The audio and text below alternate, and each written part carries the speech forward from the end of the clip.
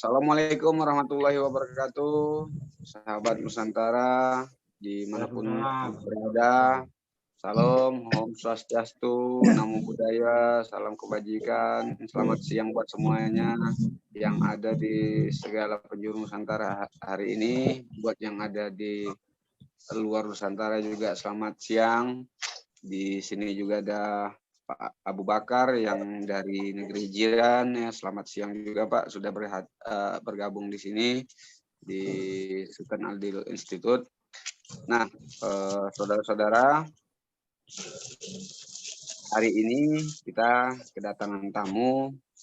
Beliau ini seorang aktivis Konghucu tentang sejarah hubungan Nusantara, Tiongkok di masa Sriwijaya, dan juga beliau ini selaku Ketua Majelis Tinggi Agama Konghucu Indonesia di Sumatera Utara. Nah, saya perkenalkan, ini Bapak Muslim Linggau sudah ada di sini. Nah, beliau ini juga sudah cukup lama berkomunikasi dengan kami, menyampaikan perjalanan. Salah satu ditunjukkan dengan bukti adanya artefak yang dipegang sama Pak Muslim yang merupakan salah satu bagian dari hubungan diplomasi sebelum terbentuknya negara Republik Indonesia itu sendiri. Nusantara sudah sangat lebih dahulu melakukan hubungan diplomatik dengan Tiongkok, dan juga artefak yang ada pada Pak Muslim saat ini juga dikuatkan dengan salah satu artefak yang ada di Abdul Latif Malay Museum yang dipegang oleh Pak Latif, dan itu merupakan bukti estafet dari dinasti ke dinasti hubungan diplomasi antara Nusantara dan Tiongkok selalu terjalin dengan baik. Sangat disayangkan jika saat ini kita selaku bangsa Indonesia, bangsa Nusantara, dibenturkan oleh isu sara, ras, politik, agama, dan segala macamnya hanya untuk kepentingan orang-orang tertentu. Nah, untuk itu kami harapkan dengan adanya Zoominar di siang hari ini, kita mendapatkan informasi sejarah, kita lebih bisa dewasa dalam bersikap, bijaksana, lebih arif, dan bisa merangkul semuanya, dan kita bisa menghargai hubungan diplomatik dalam bentuk silaturahmi antar bangsa, antar negara yang sudah lama dijalin oleh leluhur kita. Baik, kita langsung ke Pak Muslim ya, karena beliau juga sudah bagus sinyalnya di sana, artefaknya sudah standby. Silakan Pak Muslim.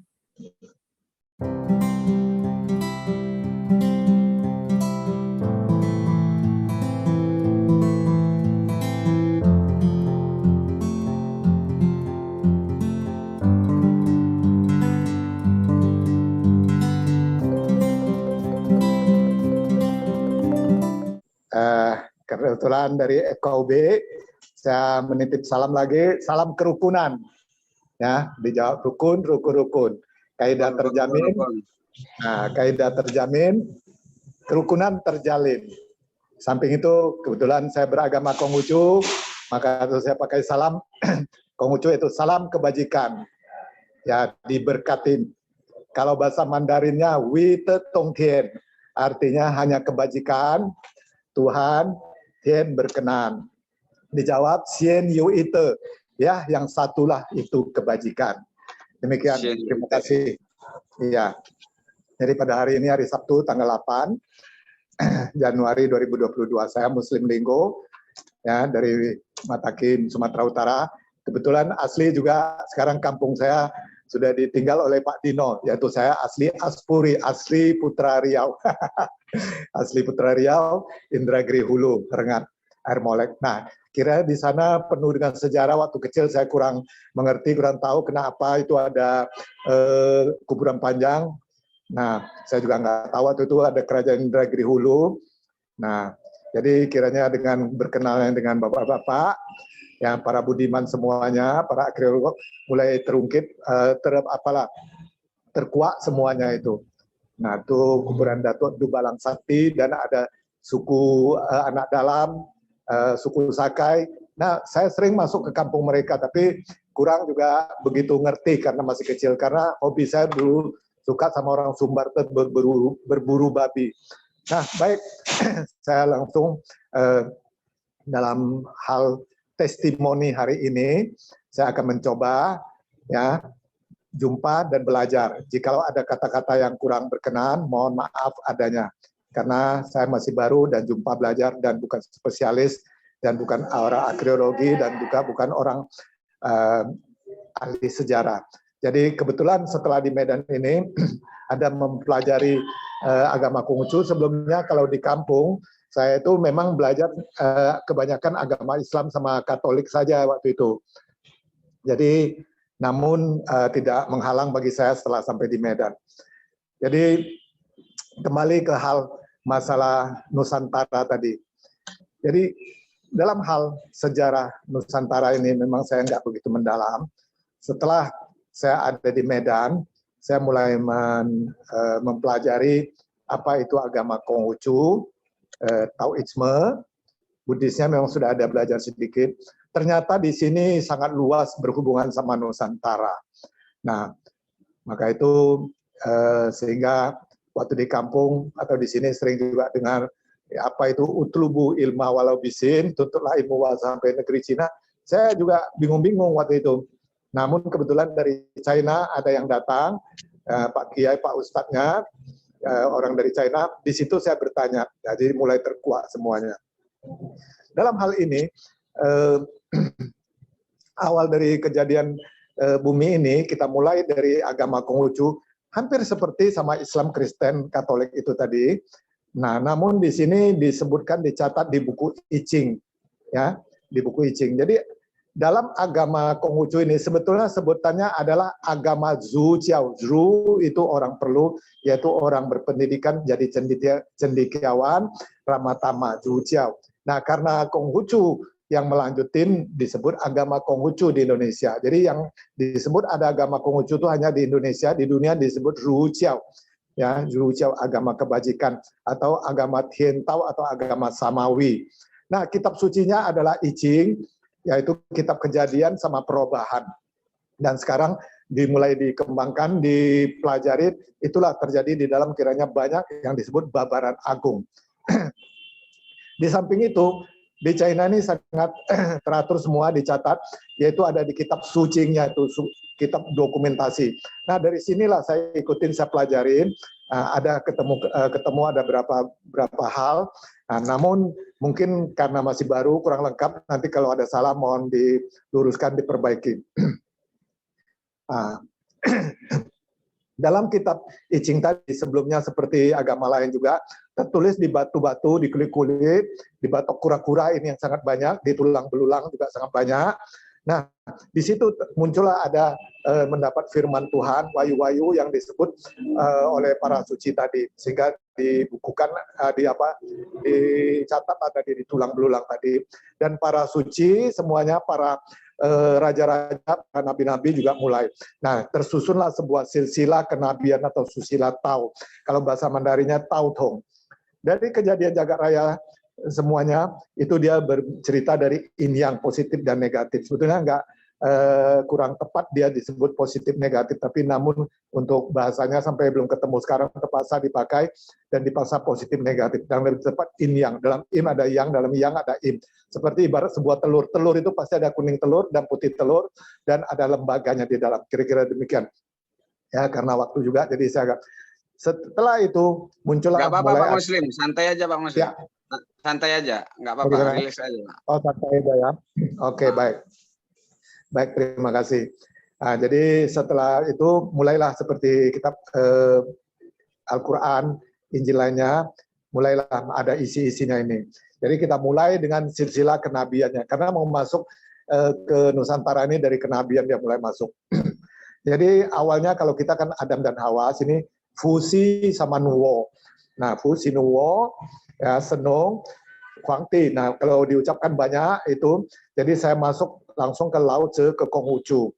Nah, jadi kalau Lao Tse pada usia dia 20, Konghucu berusia 7 tahun. Nah, Sakyamuni baru lahir 1 tahun. Jadi kita mulai dari fusi tadi. Kalau diurut sejarahnya sampai sekarang 6.000 sekian tahun. Kalau dari Huangti, Raja Kuning 5.000 sekian tahun. Jadi lebih gampang karena disempurnakan, diperbaiki oleh Konghucu, kita mulai dari Konghucu. Jadi Konghucu lahir 551 sebelum Masehi, ditambah dengan tahun Masehi 2022, menjadi 2573. Inilah yang dipakai sekarang namanya Imlek, sebetulnya lebih tepat Kongzili atau Nongli tadi, atau Inyangli. Nah, kalau Imlek kita mau bicara tadi, itu Komaria itu 6.000 sekian tahun kalau di China-nya. Tapi banyak yang nggak mengetahui dan banyak tidak memperdalam, kecuali yang dari China, Singapura, Malaysia itu tahu. Yang dari Indonesia terbatas orangnya. Nah, baik. Berkelanjutan masuk sampai ke dinasti. Nah, dinasti Indonesia pada saat itu, yaitu di awal tahun 5 Masehi tadi, nah sampailah ke sebuah dinasti, yaitu dinasti Qin. Nah, disinilah mulainya dinasti Qin ini berkuasa, dan rajanya Qin Shi Huang itu sangat ambisius. Di sini beliau ingin hidup 1000 tahun, bila perlu hidup seumur hidup selamanya, kekal abadi. Namun dia berusia 30 sekian, tidak capai 40, sudah meninggal. Nah, dalam hal ini sebelum meninggal, itulah yang peninggalan sekarang itu ada tembok Cina, dan ada disuruh orang mencari obat ke utara, itu yang menjadi orang utara, jadi orang suku Korea tadi, ke timur, ke Jepang. Nah, yang ke selatan inilah sampai di Indochina tadi. Sampai di Indochina, Yunan, yang kita sekolah dulu namanya Yunan. Nah, Yunan. Nah, disinilah nenek moyang kita mulai berkumpul di situ, awalnya semuanya. Akhirnya mereka mulai banyak dan mulai turunlah ke Nusantara nih, sampai di Vietnam, sampai di Laos, ya, di Thailand, nah sampai di Indonesia. Nah, jadi kita mulai masuk ke masalah sampai di Indonesia tadi. Jadi sejarah awalnya tadi kira-kira demikian, karena kalau mau dibicarakan lebih dalam. Nah, seterusnya tadi sampai di selatan tadi, sampailah dia di Indonesia, maka dalam hal ini masuklah dia ke Nusantara, yang mana akan kita bahas ya ini, khusus masuk Nusantara ini.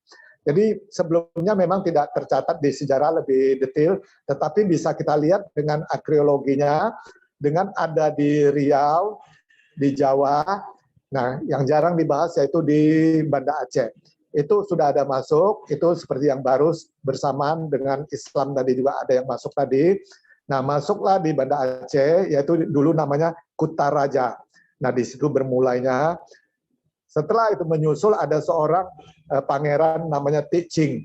Ticing turun di situ, setelah itu dia pingin sama anak raja, Putri Pong, tetapi karena dapat halangan tidak bisa. Akhirnya itulah Cheng Ho yang turun ke Nusantara mondar-mandir, yang sekian kali dibawanya lonceng besar tadi, cakradonya tadi untuk meminangnya tadi.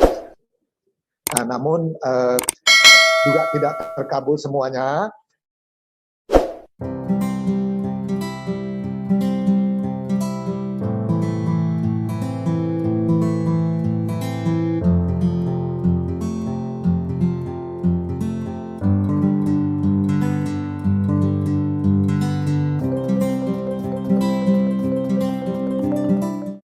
Arab, Cina, Eropa, Hindustan tadi. Nah, jadi arkeologi tinggal nanti bisa nampak gambar seekor naga, kepala menuju ke laut, seekor harimau ada di gunung di Bleng Kejeren tadi. Nah, dan lonceng cakradonya. Nah, di situ pada saat itu kerajaan Aru di Sumatera Utara sudah ada.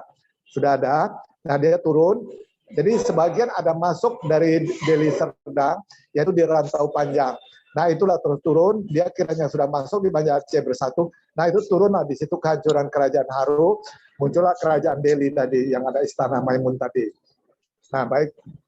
Sebenarnya tujuan daripada China tadi bukan mengintervensi atau bukan untuk mengapa tadi, menjajah atau bagaimana. Mereka ingin berdagang, berniaga, yaitu sehingga mereka membawa banyak hasil dari mereka, sutra lah, keramik lah. Nah itulah kita lihat banyak keramik jade atau giok tadi di Indonesia tadi, dan benda-benda apa tadi seperti tembaga tadi, yang lain-lain tadi.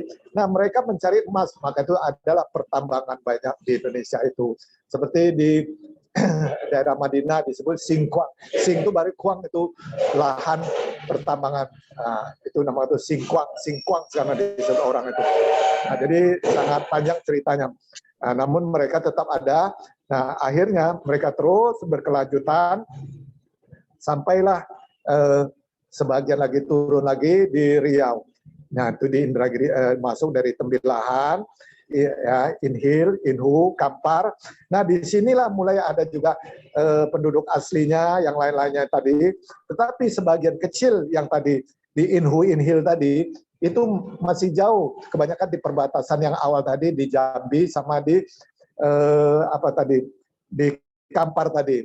Nah, maka itu penduduk asli yang ada di Indragiri Hulu tadi, Indragiri Hilir, perbatasan tadi, itu adalah suku Talang Mama. Nah, itu yang pernah saya kirim sama Profesor Dino tadi, tarian mereka, rentak burian tadi, cara ibadah sembahyangnya tadi, itu hampir sama di Indochina sama orang Chinese semua, caranya itu semua. Nah, jadi di situ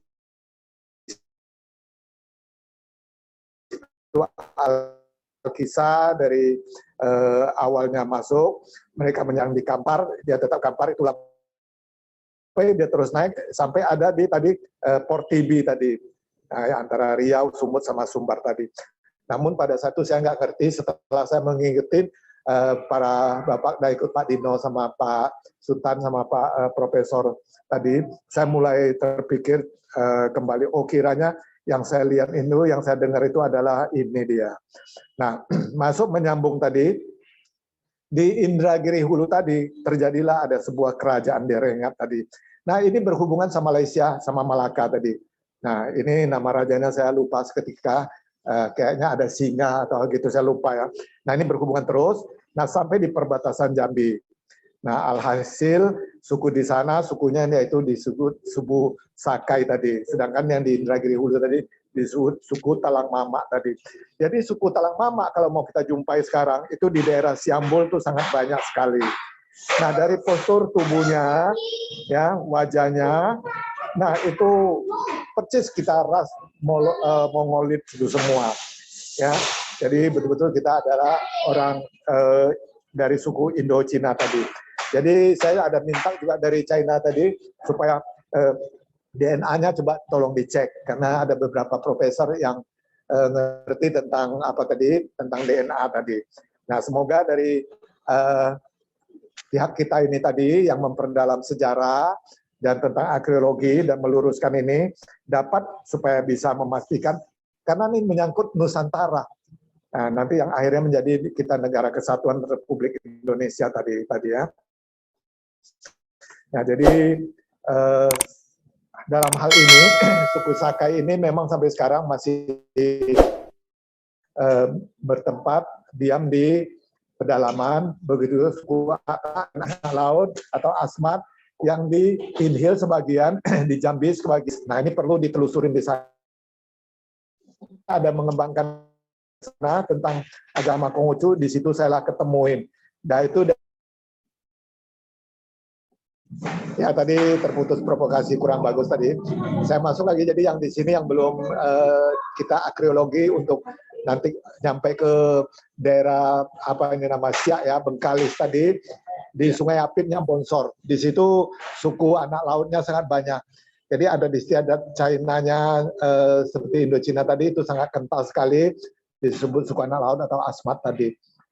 Jadi baik, jadi cara sembahyangnya dan lain-lainnya juga seperti yang kita lihat, tradisi kita lihat di apa nama tadi, di Candi apa tadi, Muara Takus atau di Jawa itu hampir sama.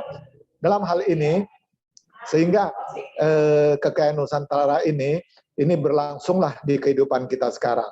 Nah, tujuan tadi nelayan, mereka datang bercocok tanam, bernelayan, dan akhirnya menjadi penduduk setempat dan membumi. dan bisa menyatu. Nah, inilah menjadi akhirnya seperti yang kita lihat menjadi sebuah kedatuan tadi. Ya, sebuah kedatuan dan sebuah kerajaan-kerajaan yang ada di Nusantara. Jadi awal kisahnya demikian, bisa kita lihat dari peninggalan. Begitu juga di Sumatera Utara, itu sebagian ada, itu di hamparan perak, di kota Cina itu. Ya, di pertanian itu terakhir di Bulu Cinanya juga ada. Itu sangat banyak peninggalan-peninggalannya juga. Di Labuan Deli itu juga sangat banyak sekali. Nah, dalam hal ini kita kembali ke Riau, cikal bakalnya tadi, nenek moyang kita ya, dari Indochina masuk ke Inhil, sampai di Inhu, Rengat, sampai ke Bonso, sampai ke Candi Muara Takus tadi, Kampar tadi. Nah, jadi ini mau spesial orang ahlinya lah, arkeologi baru bisa untuk memecahkannya. Karena saya kebetulan menelusurin, mengikutinya, nanti dan melihat, dan sekarang mulai memahami. Nah, demikianlah kayaknya besarnya kearifan lokal para nenek moyang kita masa lalu. Nah, sehingga masuk ke Indonesia melalui jalur tadi yang disebut jalur sutra, atau kalau dia dari Cina ke Arab itulah jalan Gujarat. Kalau bahasa Mandarinnya Secou Zelu tadi. Nah, jalur selatannya itulah mulai masuknya Cheng Ho tadi. Nah, jadi kembali sedikit nanti tolong diluruskan, kita konekkan kembali bagaimana baru ada datangnya tadi sebelumnya si Itsin pernah singgah di Sriwijaya tadi. Nah, prasasti yang kita pernah jumpai yang lebih awal tadi 860. Nah, sedangkan sisi agama Islam ya, Mahuan beragama Islam. Nah, itu dia di abad 15 dia masuk di kerajaan Mojopahit tadi. Nah, baru Cheng Ho itu datang ya. Sehingga dalam romonya ada seseorang yang bernama Wang Chang Hong tadi, dia sakit ditinggal di Simongan tadi. Jadi waktu itu yang seperti sejarah kita itu banyak kan disalahkan. Katanya, oh itu adalah Vasco dan Gama, Marco Polo, dan lain-lain datang. Tidak, malah itu adalah Laksamana Modo, Laksamana Cheng Ho yang lebih awal datang. Sebelum Laksamana Cheng Ho sudah ada orang lain yang datang tadi. Secara pribadi, persendirian, personel, karena waktu itu Malaka sama di Riau tadi itu masih menyatu, ya masih menyatu dia kepulauannya itu bisa dilihat gambar lain. Jadi bisa dia hanya ada pulau-pulau kecil lah. Nah, jadi di sini perlu kita lestarikan, nampaknya perlu kita konsentrasi di Riau atau Sumatera Tengah, itu betul sekali. Itulah jembatan masuk ke Indonesia, adanya kedatuan Nusantara itu saya lihat di situ banyak sekali. Kalau yang di Jawa tadi sudah melalui laut dari Jalur Sutra masuk sampai di Tuban, Gresik, Lasem. Nah, itu sangat bagus dilestarikan semua. Sedangkan kita di Riau ini belum ada, apalagi Sumatera Tengah ini tadi. Nah, masuk sampai di bilang dari Pagaruyung yang para arkeologi pernah menang, oh bukan Pagaruyung Sumatera Barat Batu Sangkar, betul. Jadi ada itu berbatasan Riau sama Jambi, itu ada kerajaan Indragiri tadi. Nah, disitulah raja-raja tadi sama Malaysia berhubungan tadi, di kerajaan itu dipagar sama bambu. Jadi Pagaruyung itu ada di Riau itu. Bambu tadi. Nah, ini yang perlu kita gali cukup banyak tadi ya. Seperti tadi kuburan Balang Sakti yang panjang tadi, masih ada lagi kuburan di Rengat juga banyak yang pernah saya kirim video ke Pak Dino sama Pak Sultan tadi. Itu coba kita gali sampai di perbatasan dengan Jambi tadi. Nah, ya di dekat daerah antara Talang Mamak sama suku Sakai tadi. Di situ itu pusat-pusatnya, sampai sekarang mereka masih menjaga secara tradisional tadi. Nah, maka tuh dengan masuknya tadi VOC Belanda tadi, ya Spanyol, Inggris tadi berdiri VOC tadi. Nah, disinilah kita punya sejarah tadi, mulai di Oca Aceh, mulai di Rekayasa. Nah, ini sangat miris sekali sehingga terjadilah yang kita maksud tadi, memang bukan mengecilkan atau mendiskreditkan, terjadilah penjajahan apa yang sebenarnya kejadian di sini. Tapi dengan politik dan intriksnya kita punya kedatuan atau nenek moyang dari Indochina inilah yang mau dihapus, inilah yang mau diadu domba tadi. Nah, jadi kita harus hati-hati, jangan sampai terjadi. Kalau terjadi, kita lihat di Timur Tengah, begitu ya di Pakistan dan yang lain-lain, itu hancur berantakannya semua. Nah, dalam hal ini kita harus penuh dengan kearifan, kita bersatu dan berdasarkan sejarah tadi. Kalau memang bisa kita kita tuliskan, kita buktikan semua, mulailah kita luruskan.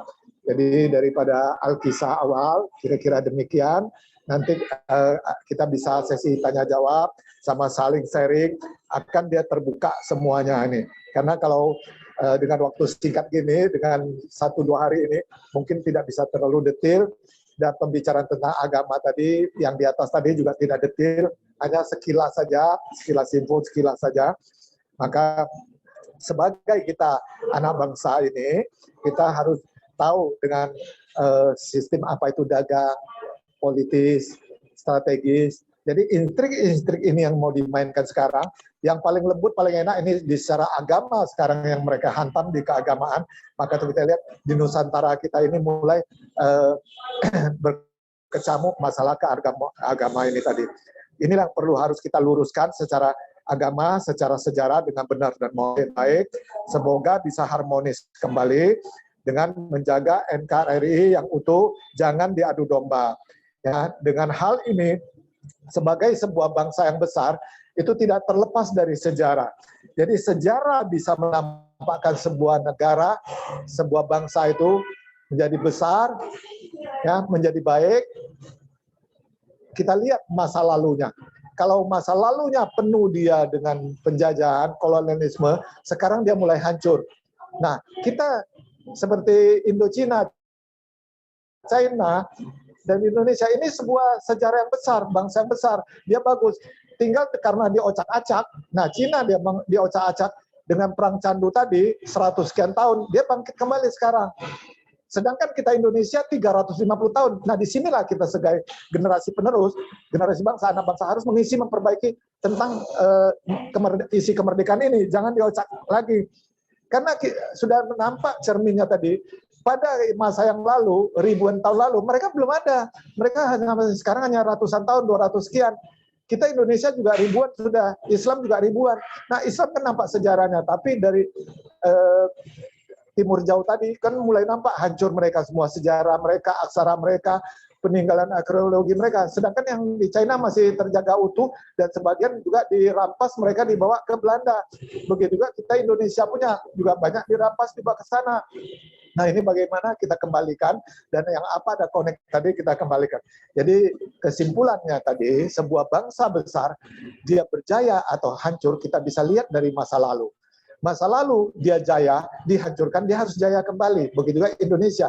Masa lalu dia besar, jaya, dihancurkan 350 sekian tahun, merdeka kita 70 sekian tahun. Ini harus kita kembalikan. Semoga jangan diadu domba, menjadi sara, apalagi yang paling lembut dengan agama ini. Nah, karena leluhur kita penuh dengan kearifan lokal, sebagai pelopor, pemekarsa kemerdekaan terjadinya Nusantara, kerajaan, dan kemerdekaan ini adalah kerjasama kita bersama. Itulah yang disebut, tadi saya bilang, salam Nusantara, Bhinneka Tunggal Ika tadi. Walaupun kita berbeda-beda, tetap satu. Jadi inilah maksud daripada saya, semoga nanti bisa dirangkul, dibaikkan kembali. Nah, bersatu kita padu, bercerai kita runtuh. Jadi kembali ke agama Ru Chiao Konghucu tadi, yang diajarkan tadi, kalau yang tidak baik pada saya tidak akan berikan pada orang lain. Ya, kalau saya tidak berkebajikan, tidak dihormatan karena tidak berkebajikan. Tetapi orang tidak baik sama saya, berarti saya tidak berkebajikan sehingga dia tidak hormat. Nah, jadi itu ada disebutkan. Ada lagi satu, dia punya pepatah yang sangat bagus sekali. Bahasa Mandarinnya Sin, jadi sehai cenai siong tie. 4 penjuru lautan kita adalah bersaudara. Jadi nampak sekali pada 2570 sekian tahun sudah disebutkan bahasa begini. Tapi kenyataan sekarang nampak di Nusantara ini. Jadi semoga kita tidak bercerai-berai, kita bersatu, dan ini Kedatuan Nusantara ini, pintu masuk ke Nusantara ini, Indonesia adalah kita Sumatera Tengah. Ini hati-hati, itu awalnya ya, yang awal tadi sebelum ada kerajaan. Tetapi setelah jalur sutra tadi masuk, Cheng Ho, itu sudah jalur laut, jalur sutra. Itulah kebanyakan tadi yang saya sebut masuk di Tuban, di Gresik, di Lasem tadi. Jadi yang di Sumatera ini terpendam karena barang pertambangan ya itu sangat banyak, hasil bumi sangat bagus. Nah inilah yang kebanyakan penjajahan luar biasa di Pulau Sumatera ini. Jadi inilah yang mau dihancurkan. Bagaimana kita sebagai anak bangsa yang mencintai tentang nuansa Nusantara ini tadi, kedatuan, marilah kita sama-sama, kita gali kembali, kita cari data-datanya. Mungkin kalau bisa nanti dari luar negeri kita ambil. Saya juga minta dari China, para profesornya tentang sejarahnya. Yang teaching tadi sudah dijelaskan sedikit, di Indochina sudah dijelaskan juga sebagian. Sekarang saya dari segi keagamaan juga saya perdalam. Nah, semoga ini bisa sebagai sedikit masukan, nanti kita diskusikan bersama. Jadi untuk salam penutupnya di Konghucu namanya sancai, ya terwujudlah kebaikan, kebajikan. Kira-kira demikian, karena saya ini masih baru dan jumpa belajar, ada kata-kata yang kurang berkenan, kurang cocok, dan kurang tepat, tolong diluruskan. Terima kasih. Salam Nusantara. Nusantara Jaya. Selamat. Terima kasih Pak Muslim. Walaupun singkat dan cepat penjabarannya, mudah-mudahan nanti bisa ditangkap sama partisipan semuanya, dan mungkin nanti bisa dilihat di link Zoom-nya. Nah, jadi seperti yang disampaikan Pak Muslim tadi, bahwa Nusantara ini secara bukti otentik, artefak, dan literasi dimanapun lah, kita menemukan banyak bukti sejarah, hubungan antara Tiongkok dan Nusantara ini sudah terjalin sejak lama, ribuan tahun. Nah, bahkan penjajahan atau bentuk kedatangan yang kemudian berubah menjadi kolonialisasi di Nusantara ini terjadi setelah perburuan dari bangsa Eropa yang datang ke Asia, baik ke Tiongkok melalui jalur yang disebutkan sebelum tadi, laut, yang salah satunya adalah di Suwarna Bumi atau di Nusantara ini, karena memiliki banyak tambang-tambang emas. Dan seperti kita tahu sendiri bahwa di Tiongkok dulu menggunakan mata uang tael yang berbentuk emas ataupun perak. Dan di Nusantara sendiri juga terdapat mata uang yang menggunakan emas dan perak itu yang berbentuk swastika itu sendiri.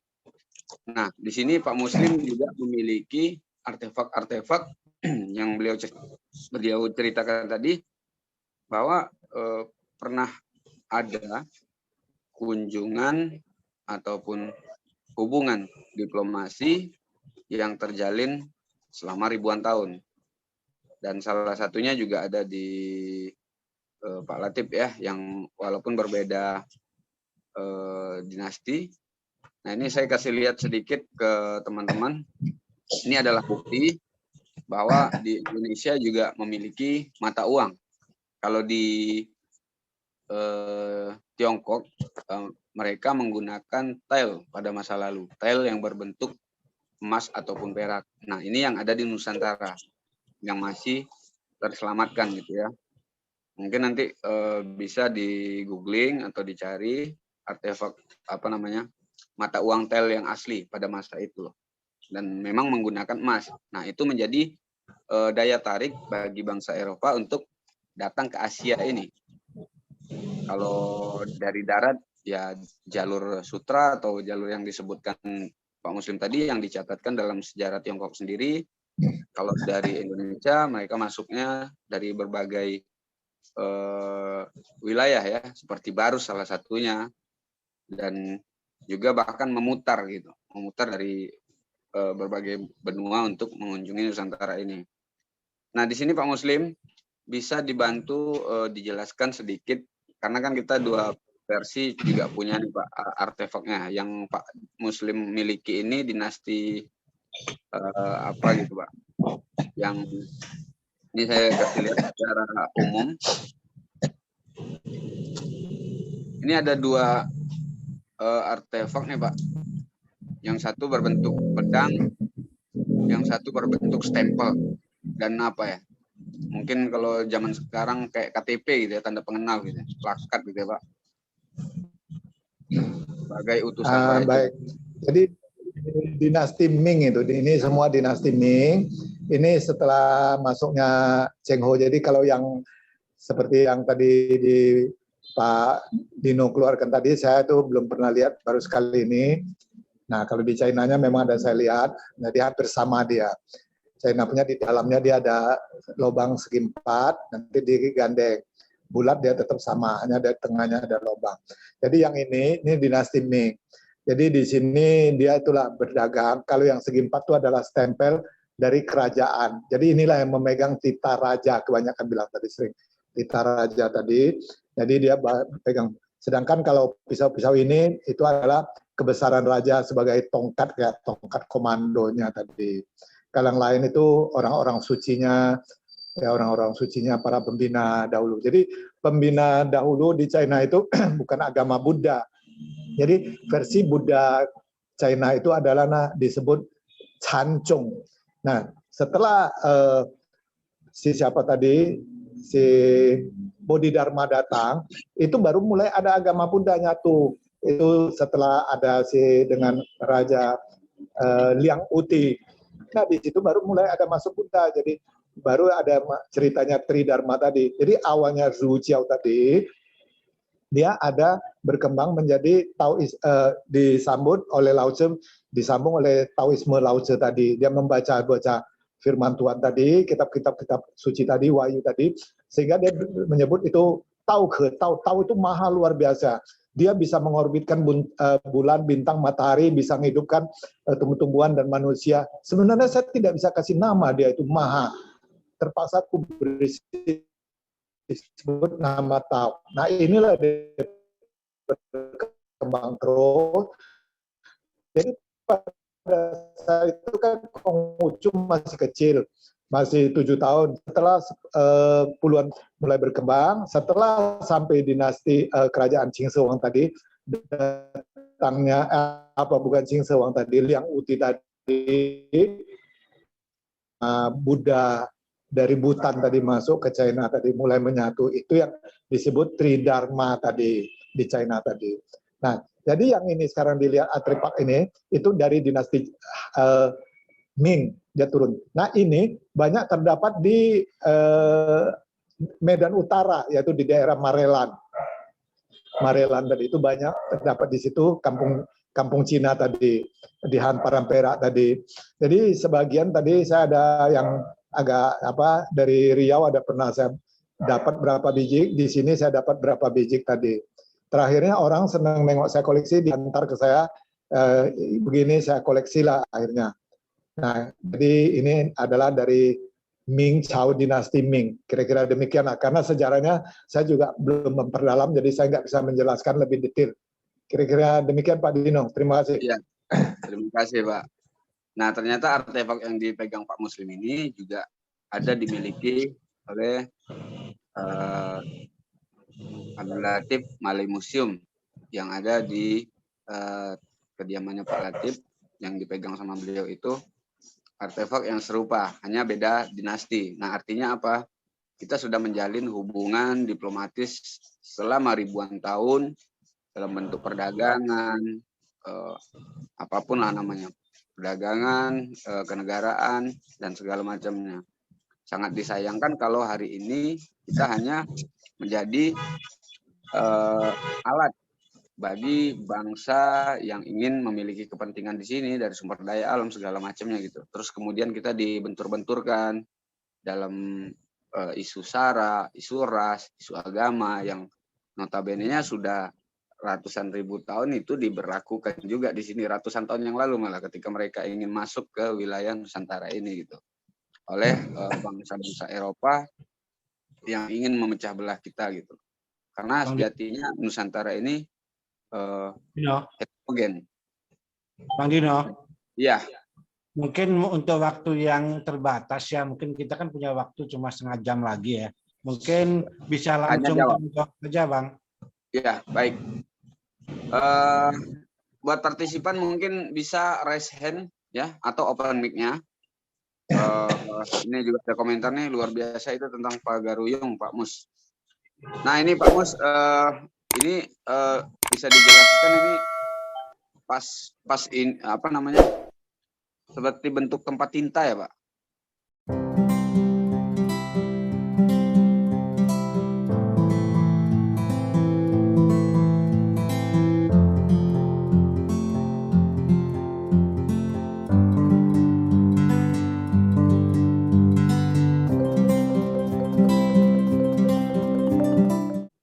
Halo? Oh ya, ya betul.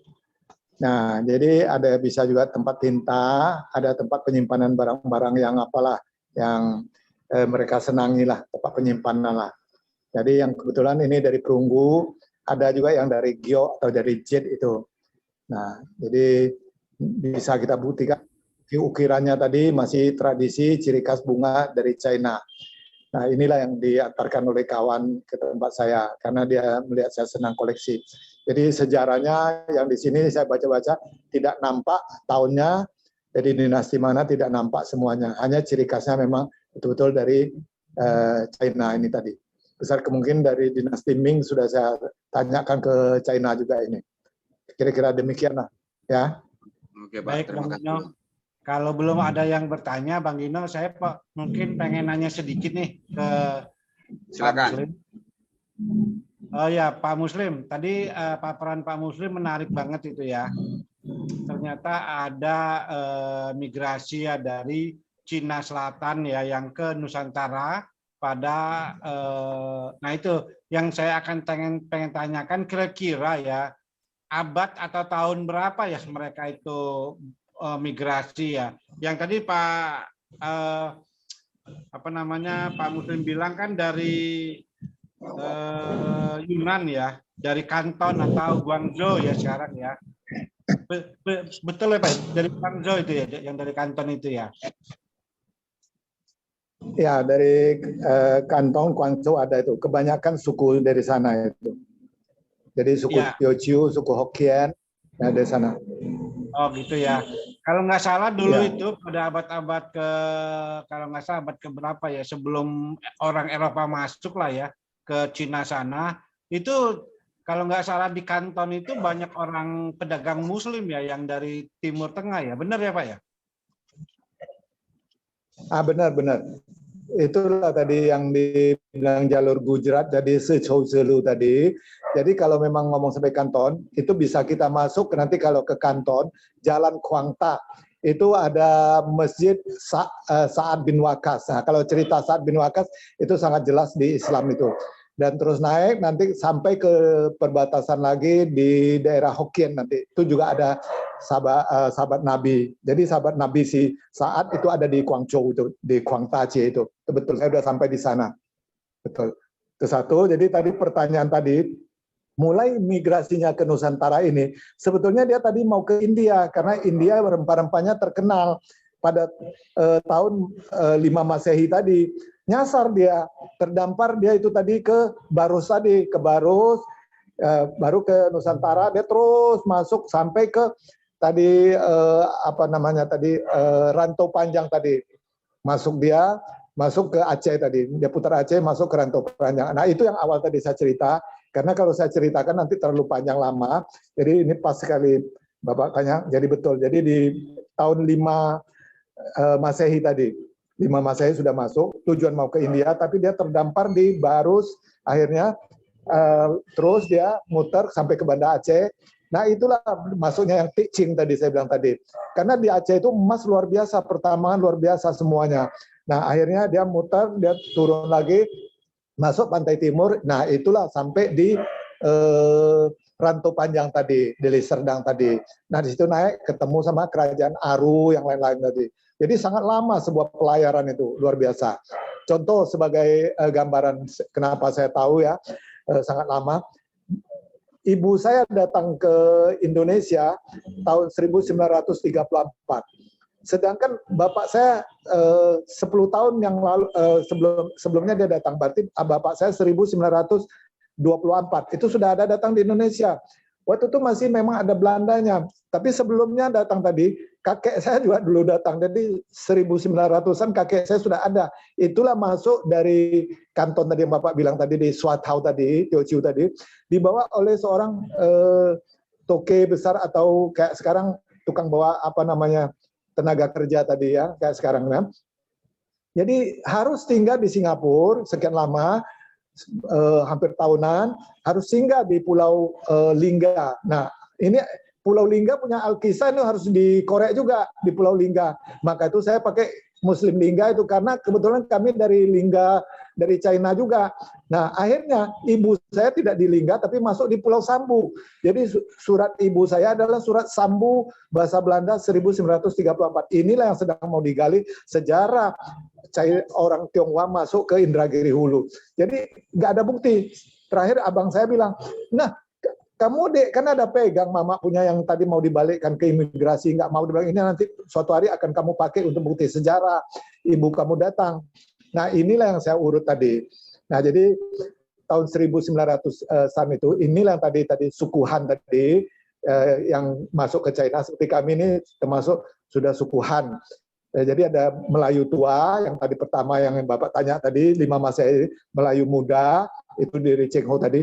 Nah kita ini suku Han sudah Melayu entah apalah namanya, sudah nggak ngerti lah, sudah campuran tadi menyatu tadi. Nah kira-kira demikian. Jadi kembali tadi 5 Masehi ya, tujuan mau ke India, nyasar ke Nusantara, ke Barus, sama akhirnya dia muter terus ke Banda Aceh sampai di Rantau Panjang. Sampai di Belawani tadi, itulah ada kampung Cina tadi. Ini arkeolognya yang tujuannya mau dagang sana tadi. Nah, kira-kira demikianlah tadi, Pak. Terima kasih. Ya, Pak Muslim. Terima kasih, Pak. Ini kita bacain sedikit nih, Pak, dari komentar dari kawan-kawan. Mungkin partisipan juga bisa open mic kalau mau bertanya langsung ya. Luar biasa itu, Pak, Pagaruyung, Pak Mus katanya kan. Selama dari Arif ya, Arif di Kamparnya. Selama ini klaim bahwa Pagaruyung di Sumatera Barat, tapi dari versi Pak Mus ada di Riau, yakni perbatasan Riau dan Jambi. Nah, dalam pertanyaannya kan di mana kira-kira titik yang pasnya mungkin gitu ya, Pak. Terus Pulau Sambu itu ada di Kuala Enok karena berdekatan dengan Singapura. Nah, mungkin Pak Muslim bisa dijelaskan titik yang dibilang tadi, Pak, yang masuk pagar batu bersusun gitu ya, Pak? Pagar bambu bersusun ditanam bambu. Itu jadi bahasa Melayunya Pagaruyung itu pagar bambu. Nah itu ya. Tadi titiknya itu di daerah Sungai Akar naik nama kotanya saya lupa.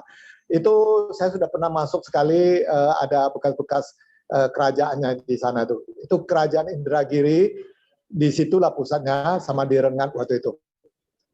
Nah, nanti Bapak bisa yang saya kirim video itu bisa Bapak lihat itu, karena itu spesial orang itu lebih mendetail tentang arkeologi dan sejarah itu.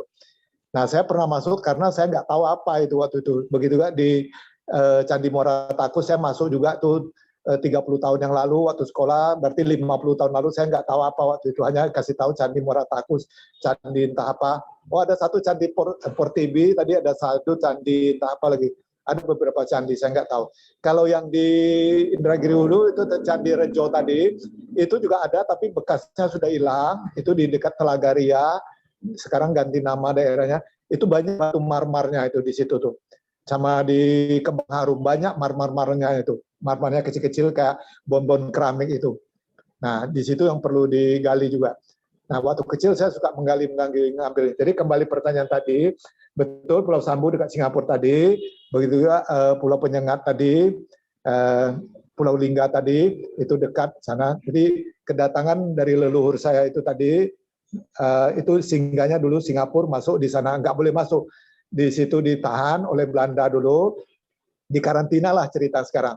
Ya berapa bulan, paling cepat 3 bulan, ada yang sampai tahunan. Nah, jadi bapak saya di Singapura 3 bulan sampai 4 bulan, sudah tuh di Pulau Lingga kena juga, leluhur saya tadi di Pulau Lingga karena Singapura waktu itu belum buka. Sedangkan ibu saya di Pulau Sambu tadi. Jadi surat Sambu bahasa Belandanya masih ada nampak itu semua tahun 1900-an. Kembali ke tadi pertanyaan tadi, memang di Batu Sangkar itu memang ada namanya Pagaruyung juga, batu batikam tadi. Tapi sejarahnya pada saat itu memang dijelaskan seperti yang kita dengar sekarang, Sedangkan yang dari Riau versi Riau tadi itu beda tadi. Dan saya ada melihat arkeologinya itu, tapi saya nggak tahu apa pada saat ini. Dengan munculnya sekarang kita berkumpul ngobrol, mulai terkuat, mulai terpikir saya betul juga itu semua itu. Nah, begitu juga di penyeberangan Pasar Ringgit itu banyak juga. Di Kota Lamanya juga itu juga ada kerajaannya, ada kuburan panjang. Ngomong Kota Lama, di kuburannya di Kota Lama itu. Maka itu bilang di Kota Lama kuburannya itu di Rengan, ya Rengan di Kota Lama itu dia semua. Itu ada sana Pasar Ringgit penyeberangan. Nah di sana itu batu baranya juga ada. Pertamanya kurang di Pranap, nanti di Simpang Kelayang juga banyak. Itu ada kerajaan kecil juga. Yang rajanya anaknya sekarang cucunya tuh kawan saya juga, cucu-cucu cicitnya itu Sarlong. Jadi sekarang Heri Sarlong, yang lain Sarlong dia itu marganya apa panggilannya Sarlong. Nah, sedangkan yang tadi di Pasir Keranji, Pasir Kelampai tadi saya belum tidak terpikiran, nggak saya tanya itu. Cuma yang di Simpang Kelayang tadi sudah tahu. Di sana juga ada sebuah kota namanya Kota Medan. Nah, baru ingat saya. Jadi bukan di ceritanya Kota Medan bukan Medan Sumatera Utara, Kota Medan sana. Begitu juga Pagaruyung tadi. Nah, disinilah nama kota sama, tempat berbeda. Nah, tadi yang tadi Pagaruyung tadi, itu nanti Bapak bisa lihat, buka di sejarah di Riau tadi, itu akan nampak. Itu di dekat daerah Sungai Akar sana. Nama kotanya saya lupa itu, ada sana nanti. Nah, di situ sekarang banyak PKS yang nanam, dan banyak batu alam itu di sebuah tempat itu luar biasa pertambangan di sana itu. Nah, jadi betul nggak salah kekayaan kita Nusantara di samping kekayaan budaya Nusantara, kekayaan alamnya, inilah digiur oleh Belanda tadi, penjajah Spanyol tadi, Portugis tadi, ingin jajah mengadu domba dan mengkaburkan sejarah tadi. Sedangkan China tadi dia sifatnya win-win solution berdagang. Maka sampai sekarang mana ada dia, mana yang nggak tepat, sekarang baru dia kembali itu yang kita lihat masuk di Jambi tadi, Sinopec, Sino Oil tadi, dia memperbaiki kasih bagus saja semua. Tapi dia tetap menanamkan modal. Ada di sini coba sama-sama kita selidiki, jangan bilang oh tidak cocok itu ini tidak, tapi coba kita sesuaikan. Nah inilah pengkaburan sejarah, pengkaburan Nusantara sehingga kita kabur. Yang seperti saya bilang tadi, sebuah negara kalau dikaburkan sejarahnya dan arkeologi dan bahasanya dan tulisannya, dan ini akan hancur. Sedangkan sebuah sejarah kalau dia berjaya, sudah pernah dihancurkan seperti China dan Indonesia ini harus digali kembali. Mudah-mudahan seperti China setelah Perang Candu tadi, 8 negara keroyok China tadi, Perang Candu tadi, kalau bahasa Mandarin Pak Ko Dejing, itu di Kanton juga, itu di Fumen. Yang gubernurnya itu juga Margalim suku Teochew juga tadi, sampai penjara. Itulah lepasnya Hong Kong 100 tahun sama Macau. Jadi saya mengkhawatirkan itu juga Indonesia akan kejadian demikian, akan berbahaya akan kejadian ini. Jadi harus dijaga. Dengan dikaburkan, dijajah sekian, akhirnya didiskriminasi dan agama tadi ditekan. Nah, di sini sebagai pejabat, sebagai ahli sejarah, arkeologi, ini turut Sokoguru membantu untuk meluruskan ya. Jadi tentang tadi Sungai Akar masih ada kota kecilnya, saya lupa, naik sedikit lagi di situ ada itu. Nah mudah-mudahan nanti bisa kita gali namanya karena saya nggak memperhatikan, belum sempat saya buka, jadi nama kotanya saya nggak tahu. Ya tadi kuburannya tadi ada di Kota Lama tadi, kerajaan di Rengat ada di di dekat Sungai Akar tadi naik sedikit ada itu perbatasan Jambi itu. Nah kira-kira demikianlah yang bisa saya jawab. Dan tadi masuknya ke Indonesia tadi secara bukan pribadi tadi atau seperti merantau lah, transmigrasi mandiri tadi, itu tahun 5 Masehi itu. Pingin ke India, nyasar baru nyasar di Aceh, nyasar di Rantu Panjang dari Serdang tadi. Kira-kira demikian. Terima kasih. Bang Muslim. Bang Muslim. Ya. Ya, baik. Bang Dino, bisa bertanya sebentar ya, Bang? Silakan, Pak. Ini kemarin itu kan saya waktu nyebarin flyer, itu banyak yang nanya, itu Pak Muslim tuh orang mana, agamanya apa, katanya kok dia namanya Muslim gitu loh. Mungkin karena dari tadi belum diperkenalkan biografinya Pak Muslim, mohonlah dijelasin sedikit, mungkin bisa dijawab gitu ya. Itu aja Bang Dino. Silakan Pak Muslim dijawab Pak. Baik, terima kasih. Terima kasih. Jadi nama ini sebetulnya pemberian dari daerah Indragiri Hulu tadi, daerah Rengat tadi. Saya asli lahir di kota kecil Ermolek yang ada Stenvac, sekarang menjadi yang dipegang minyak tadi, apa nama sekarang itu? Saya sudah lupa itu. Dulu namanya Stenvac, dan pabrik getah di situ adalah dulu CMI Karkam. Nah, waktu saya kecil saya lihat itu Pak Nasution datang, waktu ketua MPRS tadi semua datang. Itu ada Karam Rubber millingnya tadi. Jadi di situ tuh sangat kental suasana tadi. Kembali tadi pertanyaan soal nama tadi. Jadi sebetulnya tadi sejarah sedikit tadi sudah saya jelaskan. Orang tua saya tadi dari daerah Kanton, dari Teochew, dari daerah Lingga tadi, singgahlah di Pulau Lingga tadi atau tempat karantina tadi, dan di Pulau Sambu tadi, sehingga bercampur baur sama suku Melayu yang pernah saya kirim ke Bapak tadi, Hamidalip tadi, ini yang perlu mau saya cari tadi, itu adalah termasuk Pak Ci, kalau perusahaannya dulu Jasmine Brothers tadi, itu waktu perang kemerdekaan menyatu sama Bapak saya semua. Nah, sama Karudin Nasution, Pak Simatupang, yang apek kacang itu panggilannya ada Bapak saya. Jadi zaman peperangan tadi, itu karena saya kan belum lahir zaman itu, kakak-kakak saya sudah ada semua, abang semua sudah ada. Nah, jadi memberi kacang itu latan makan untuk kebetulan Bapak bagian perbekalan tadi. Kembali pertanyaan ke nama. Sebetulnya nama kalau dapat dari bahasa Mandarinnya adalah Lim Chan Fa. Jadi payah orang menyebutnya. Nah, akhirnya udahlah Muslim. Jadi kebanyakan orang manggil mus Margalip. Mus, jadi Muslim, itulah pakai. Jadi kembali dipakai marga dari China sama dari Pulau Lingga, jadi Muslim Lingga. Nah, itulah terjadi Alkisah.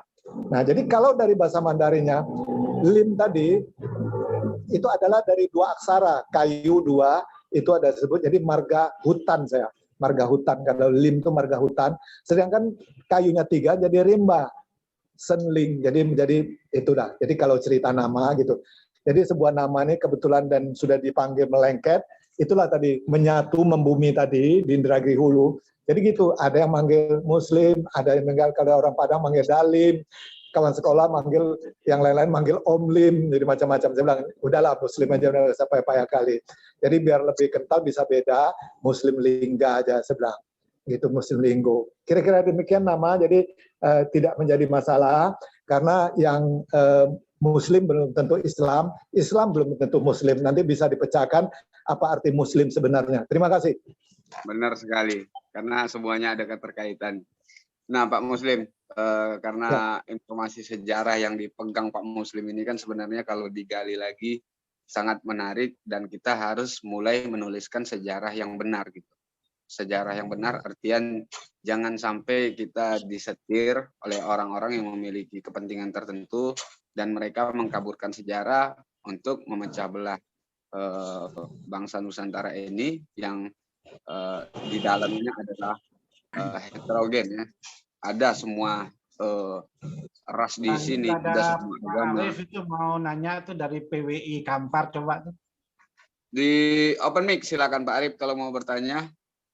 Oke, terima kasih Pak Ya. Pak Silakan. Sultan Adil. Terima kasih. Pak Arif, saya nama saya Arif dari PWI Kampar. Ini sungguh sangat menarik walaupun saya terlambat hadir Pak Mus. Terima kasih, ini paparan sejarah info luar biasa. Kita mohon bisa nanti tukar nomor kontak atau WA. Kita siap untuk menggali sejarah ini melalui media kita, Pak.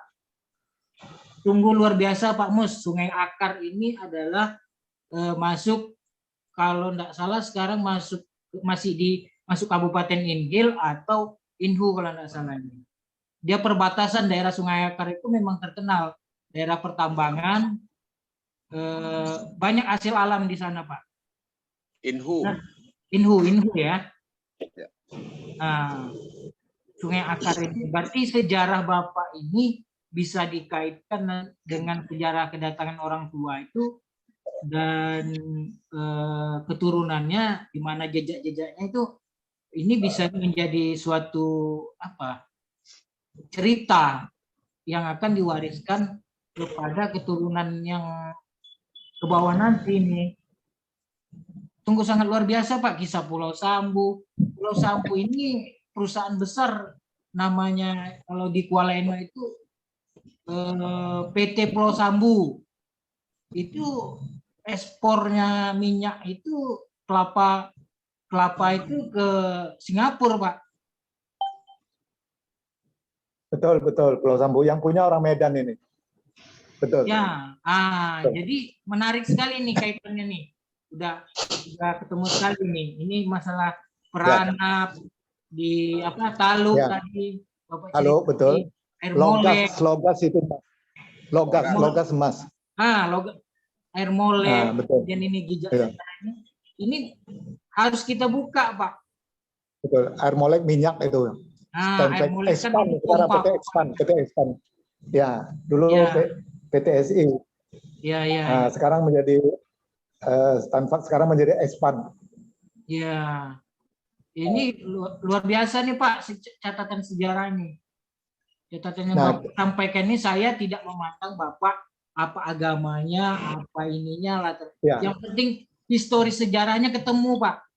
Histori sejarah yang Bapak sampaikan dari kakek, nenek ke ibu, sejarahnya itu masuk ke Inhu. Memang di Inhu ini daerah tempat singgahnya, daerah lintas kalau kapal via sungai. Kalau zaman masa lalu itu kita kan transportasinya belum ada tol, jadi lewatnya sungai. Betul sekali itu. Sungai bisa sampai Teluk Kuantan dulu, sampai Teluk Kuantan. Betul. Nah, dulu kapal tuh. Saya masih ingat waktu kecil itu. Sungai Indragiri ya. Ya, Indragiri, Batang Kuantan namanya, atau Ombilin Padang. Batang Kuantan ya, Pak. Jadi Ombilin dulu namanya. Jadi ini sungguh sangat luar biasa acara yang digagas oleh Sultan Adil Institute ini, luar biasa Pak. Ya. Pertahankan terus seperti ini Pak kegiatannya. Kemudian Pak Muslim, Pak Mus, mohon saya sudah share itu nomor kontak saya. Ini menjadi atensi Pak. Catatan kita akan buat ini per segmennya bagaimana. Ya, baik, Pak. Biar nanti saya kirimkan nomor Pak Mus ya ke Pak Arif, nggak apa-apa ya Pak. Thank you Pak, thank you. Baik, siap langsung. Iya, terima kasih Pak. Pak Arif, saya sampai salam kenal juga. Saya asli anak Air Molek, tapi sudah merantau lama. Saya asli anak Injil Pak. Maka tuh saya, kalau bisa kita yang Riau tuh saya menciptakan nama tadi Aspuri, asli Putra Riau.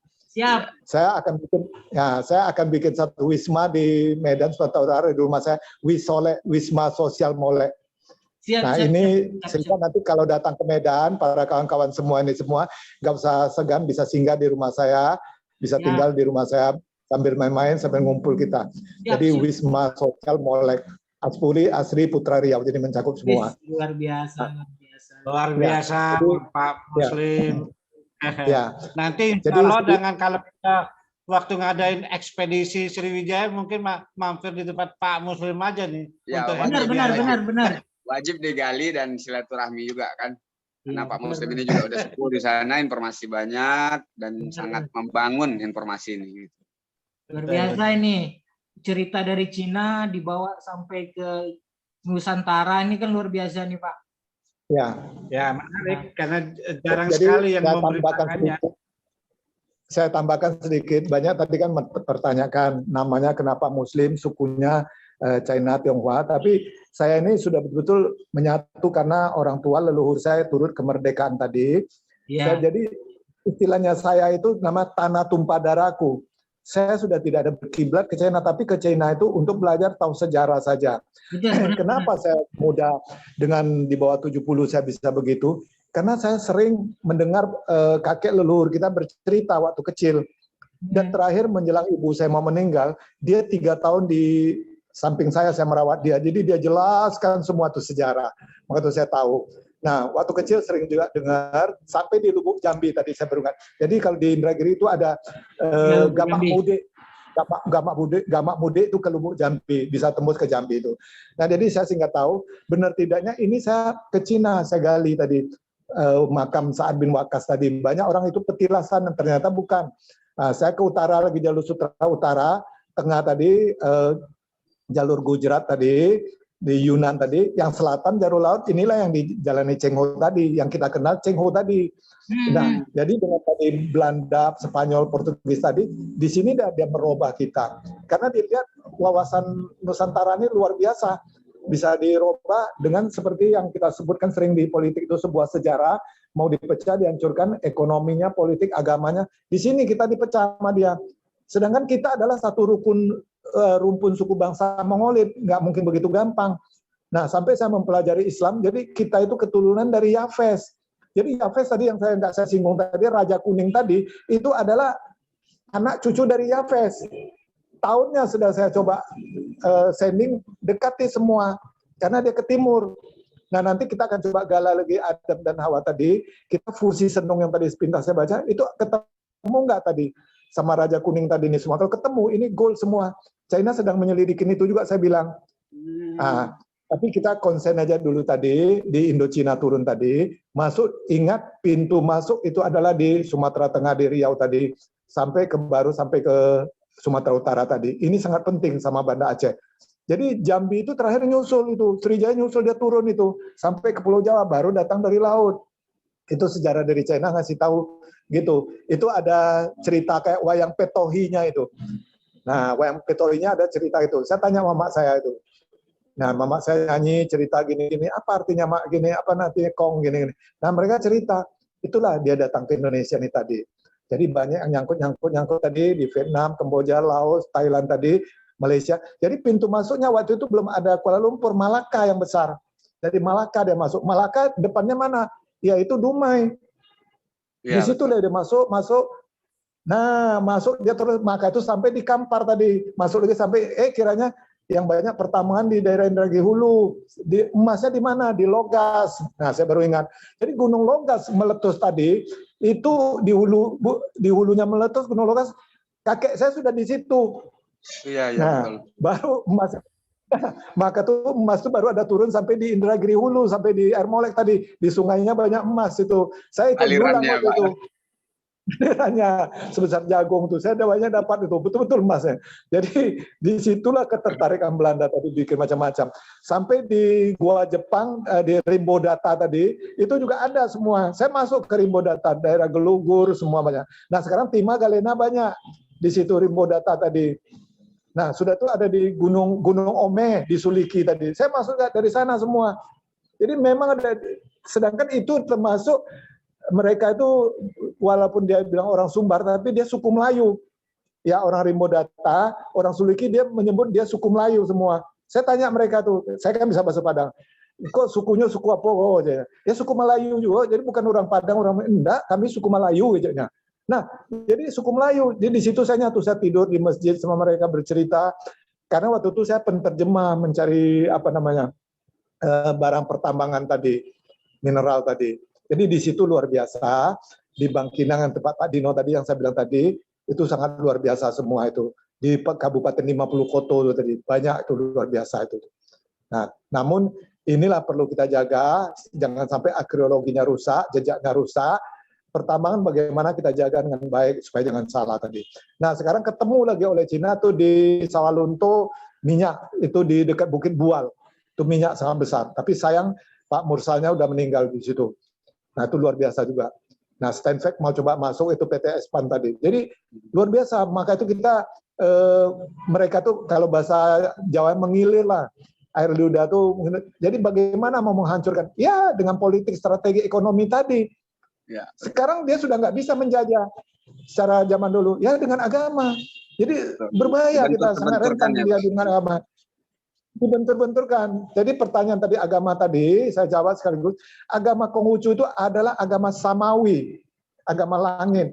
Jadi yang sebelum bahasa Arab saya dapat, saya bahasa Mandarinnya dapat Gentau Yu, Jentau Suci.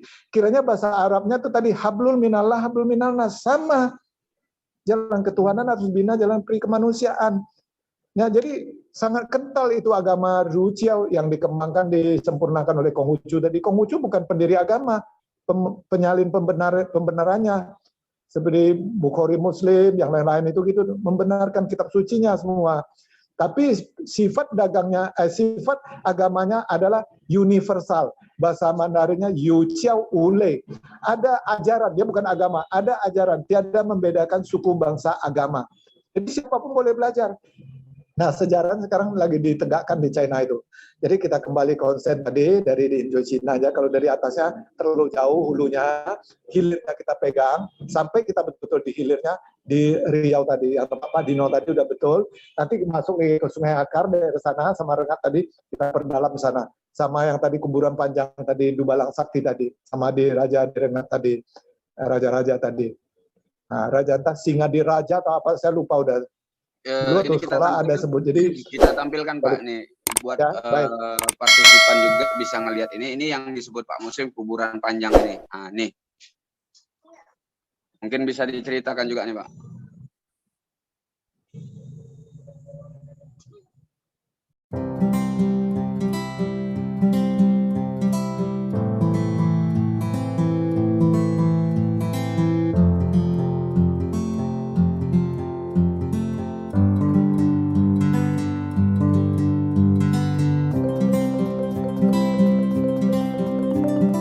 Nah, ini kuburan panjang di Indragiri dulu di Desa Pasar Kelampaian, ya dekat Sungai Lala atau Kecamatan Sungai Lala itu daerah sana. Nah, ini hubungan sama Kampar ada setelah saya cek. Nah, jadi Datuk Dubalang Sakti dia. Nanti ada lagi yang beberapa pendek, banyak lagi ada yang jadi panjangnya sudah tanya apakah benarnya orang gitu panjang, tidak begitu hebatnya sehingga dibikin panjang lah. Orangnya tinggi seperti Kuankong lah, dia Kuankong tuh 2 meter sekian cuma semua gitu. Kalau yang Dubalang Sakti ini. Saya tanya orang-orang di kampung Pasar Kelampaian tadi, Pasar Keranji tadi. Hanya dibikin panjang. Tetapi sejarah ini betul tidaknya tidak boleh diganggu. Kenapa di kuburan sana? Menurut info, itu gulingan emas yang tadi dari Kampar tadi atau dari Logas tadi sampai kemari itu sangat besar gelondongan emasnya di sana. Maka itu dibikin kuburan di sini. Di bawah itu ada emas yang sangat besar di bawah. Jadi sehingga dibikin gitu dan dijadikan arkeologi atau tempat suci gitu. Di sampingnya nggak jauh, kira berapa ratus meter masih ada satu tuh belum digali sama orang. Ini terakhir sudah bagus. Waktu saya pergi belum bagus itu, belum ada pokok sawit itu. Sekarang sudah diperbaiki. Karena saya pergi dulu 30 tahun yang lalu, 40 tahun lalu. Waktu itu sawit kan belum ada. Nah, kira-kira demikianlah. Dan nanti yang di Kota Lama nanti mungkin Pak Dino bisa ambil dari videonya, nanti bisa dikembangkan. Sedangkan yang dari tadi Sungai Akar tadi belum saya gali lagi tadi. Nanti sama-sama lah ada waktu kita coba kita gali. Baik, terima kasih. Lanjut. Pak, ini ada satu lagi partisipan yang ingin bertanya nih. Pak Ben, silakan Pak Ben di open mic. Ini mumpung Pak Muslim lagi di sini. Di open mic Pak Ben. Silakan pertanyaannya ke Pak Selamat siang Pak Mus. Baik, selamat siang Pak Ben. Nama saya Ben, saya tergabung di Sultan Adil Institute, ya kan. Saya ringan aja kok bertanya kok Pak. Saya di luar konteks itu sama kayak bos saya di luar konteks itu. Bapak olahraga favoritnya apa Pak? Bulu tangkis? Iya betul. Kau tahu Pak? Karena Bapak kayak Rudi Hartono, saya lihat mukanya gitu loh. Betul. Jadi supaya kita nggak tegang, saya tanya Bapak olahraga bulu tangkis bener nggak taunya? Jadi komparasinya Rudi Hartono, top. Waktu itu belum Rudi Hartono, masih Mulyadi, zaman Mulyadi. Rudi Hartono terakhir muncul. Mulyadi sama Tan Ju Hock zaman saya. Top. Ya. Kenapa saya bilang kayak gitu? Bapak orang Cina yang Indonesianis sama kayak Susi Santi, dapat medali emas tapi nama Cinanya nggak diakui, top Pak, top. Bukan nggak diakui, itu ya karena kita sudah Indonesia sudah asimilasi, kita pakai nama Indonesianya. Orde baru itu gaya orde baru biasa. Udah, makasih Pak Dino, makasih. Siap Pak Ben. Ya, sebentar, orde baru Ben. juga. Sebentar Pak Dino. Pak Ben aslinya dari mana? Saya orang 50 kota di Payakumbuh, Kota Gadang. Saya tahu itu semuanya. Cuman ketertarikan saya sama sejarah ini tahun 93 gara-gara ikut kuliah umum di UNAN dulu tahun 91. Jadi sejarah ini sejarah ini kata dosen mata kuliah umum saya, dia bilang sejarah ini bukan angka-angka. Nah, dari situ saya itu sejarah ini ada urutan yang seperti Bapak ceritakan tadi.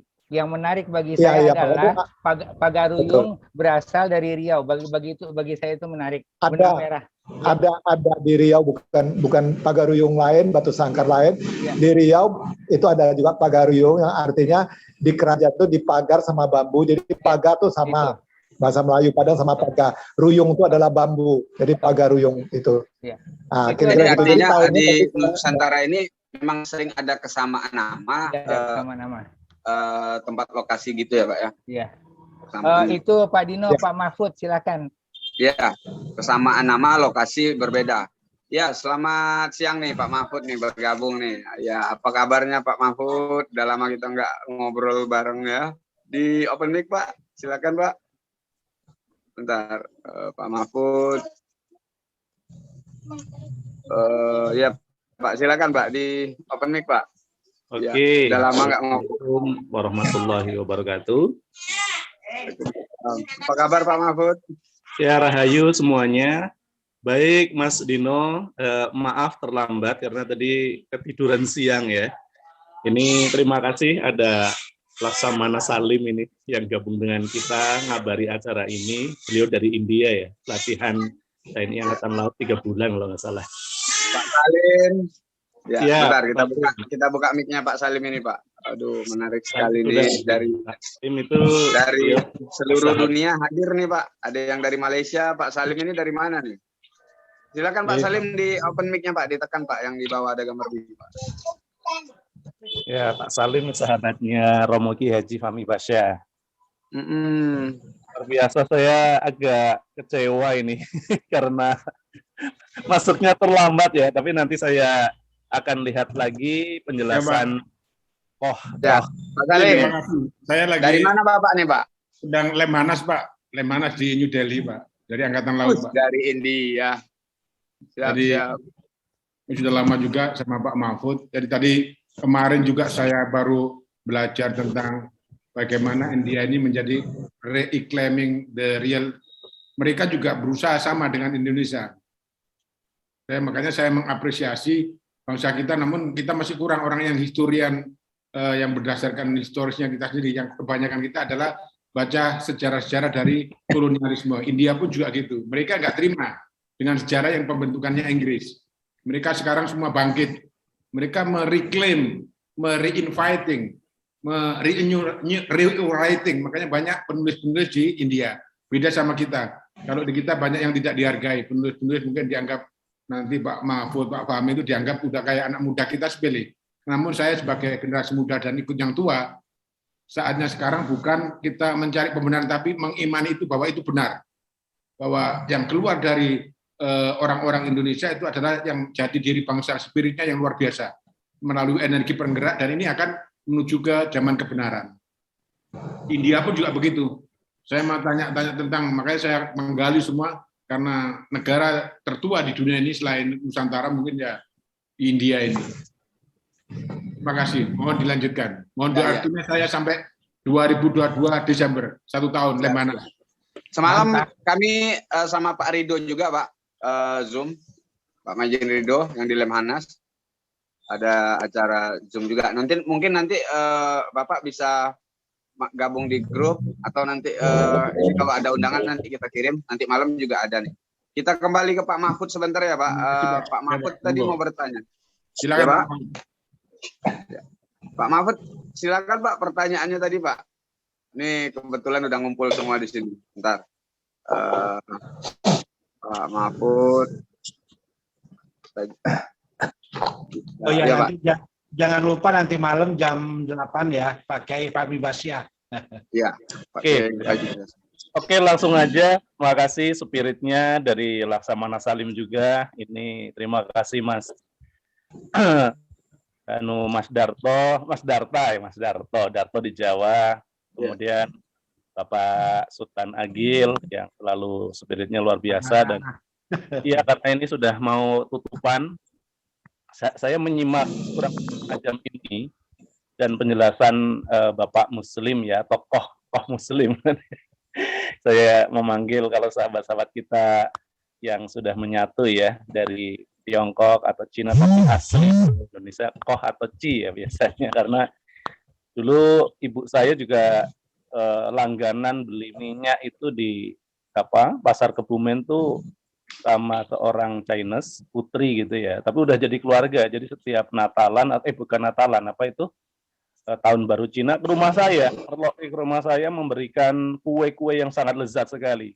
Jadi itu bukti dari kecil saya melihat sudah bersatunya ya semua yang ke Nuswantara itu menjadi bagian tak terpisahkan dari bangsa Indonesia. Oke, saya langsung tanya ini Mas Darta ke Pak Muslim ya, ke Koh Muslim. Begini Koh Muslim, saya betul tadi Pak Salim, beliau juga penasehat dari grup digital Lemurian University yang saya bentuk sekitar 5 atau 6 tahun yang lalu ya. Ya untuk tadi berbagi sejarah peradaban dan menulis tentang sejarah peradaban kita sendiri. Begini, jadi ada salah satu analisa kita Pak Muslim mengenai pusat peradaban dunia setidaknya dari 600 tahun yang lalu atau 12.000 tahun yang lalu, dan yang lebih tua nanti kapan-kapan ya bisa didiskusikan terkait dengan Atlantis. Nah, teorinya begini, dari semua literatur yang kita pelajari, ternyata peradaban di dunia ya, Amerika dan Eropa maju, kita sama-sama tahu diawali dari peradaban Yunani dengan filsafatnya Mother of Science ya gitu ya. Ya Plato, Aristoteles, Pythagoras dan sebagainya. Tapi saya akan singkat aja. Ternyata setelah dilacak namanya Yunani, terutama Plato ya, itu dapat ilmunya adalah dari kakeknya Critias, Antimaeus. Ya, ini tentang Atlantis yang kemudian digali ya oleh para ilmuwan-ilmuwan zaman sekarang. Walaupun masih sains ini tapi tidak apa-apa, dinamika ilmu pengetahuan berjalan terus. Nah, dari Yunani itu ternyata ilmunya dapat dari Mesir. Critias, kakek temennya Critias, kakeknya Plato, itu dapat dari pendeta Solon namanya, gurunya di Yunani, itu dapat ilmu tentang peradaban membuat Yunani maju dari Mesir. Nah, singkat, Mesir itu kemudian dari mana? Dari India. Kurang lebih 3.000 sampai 5.000 tahun sebelum Masehi. Mahabharata lah, kemudian Ramayana lah gitu ya. Nah, kemudian analisa kita, India itu dari China. Yang luar biasa, karena ini juga perlu dikaji mendalam. Tapi yang membuat kami spiritualisme, nasionalisme dari 2010 kita meneliti itu, kita tergerak dengan tantangan apapun, resiko apapun, dibilang seorang menjadi orang gila dalam tanda kutip, pseudoscience tidak apa-apa, karena kita juga menggunakan pendekatan integrasi, interkoneksi keilmuan, baik religion, agama, kemudian sains seperti arkeologi kita gunakan, geologi kita gunakan, komparasi mitologi, teknologi, culture, budaya, misalnya juga kita gunakan data-data apapun itu dari NASA, dari Google Earth, dari NOAA dan sebagainya gitu ya. Dan juga dengan filosofinya. Filosofi dari ontologi, epistemologi, aksiologi, atau kalau kita ambil sedikit adalah kearifan lokalnya, local wisdom. Nah, ternyata China itu dari Nuswantara, ilmunya, peradabannya, membangun kemajuan bangsanya. Jadi saya ulangi, kesimpulan sementara, yang membuat Amerika, Eropa, dan sekutunya maju itu dari Yunani. Yunani dapat ilmunya dari Mesir, Mesir dari India, Indira dari Cina, dan Cina ternyata dapat dari Nuswantara. Nuswantara atau yang kini bernama Indonesia. Nah, saya karena terlambat belum mengikuti materi Pak Muslim, nanti akan saya ulang di YouTube, tapi ingin meminta pendapat, opini ataupun komentar Koh Muslim mengenai sedikit temuan analisa kami yang membuat adanya teori seperti ini. Terima kasih Mas Muslim, terima kasih Mas Darta, Pak Sultan Agil, dan semua sahabat tercinta setanah air. Mudah-mudahan ini sudah saatnya Titi Wanci, kita 100 tahun menjelang 100 tahun Indonesia Merdeka, kita menyebut kejayaan kita kembali. Rahayu Merdeka. Assalamualaikum warahmatullahi wabarakatuh. Siap. Terima kasih Pak Mahfud, ini menarik sekali. Mungkin Pak Muslim bisa sedikit menanggapi dari apa yang dipertanyakan Pak Mahfud. Dan mungkin Pak Salim tadi yang ada di India bisa menggali juga di sana gitu. Hubungan apa yang disampaikan Pak Mahfud tadi, bahwa mereka itu juga mendapatkan ilmu dari leluhur Nusantara ini. Silakan Pak Muslim ditanggapi apa yang disampaikan Pak Mahfud tadi, pandangan Pak Muslim. Baik, terima kasih Pak Mahfud. Atur kesuwun. Nang kebumen ya, wong Jawa nggih. Jadi saya ini sebetulnya bukan ahli sejarah dan bukan orang arkeologi, dan tentang angka-angka tahun juga saya nggak ngerti. Jadi seperti awal tadi saya cerita, sejarah dari adanya agama Konghucu dimulai dari Zhu Xiao tadi. Zhu Xiao tadi itu ada mulai dari Fusi. Fusi itu 6.000 sekian tahun. Nah, jadi untuk tahun tadi dari Nusantara itu ada berapa ribu tahun saya nggak tahu. Sehingga saya nggak bisa dari angka-angka tahun tadi nggak ngerti.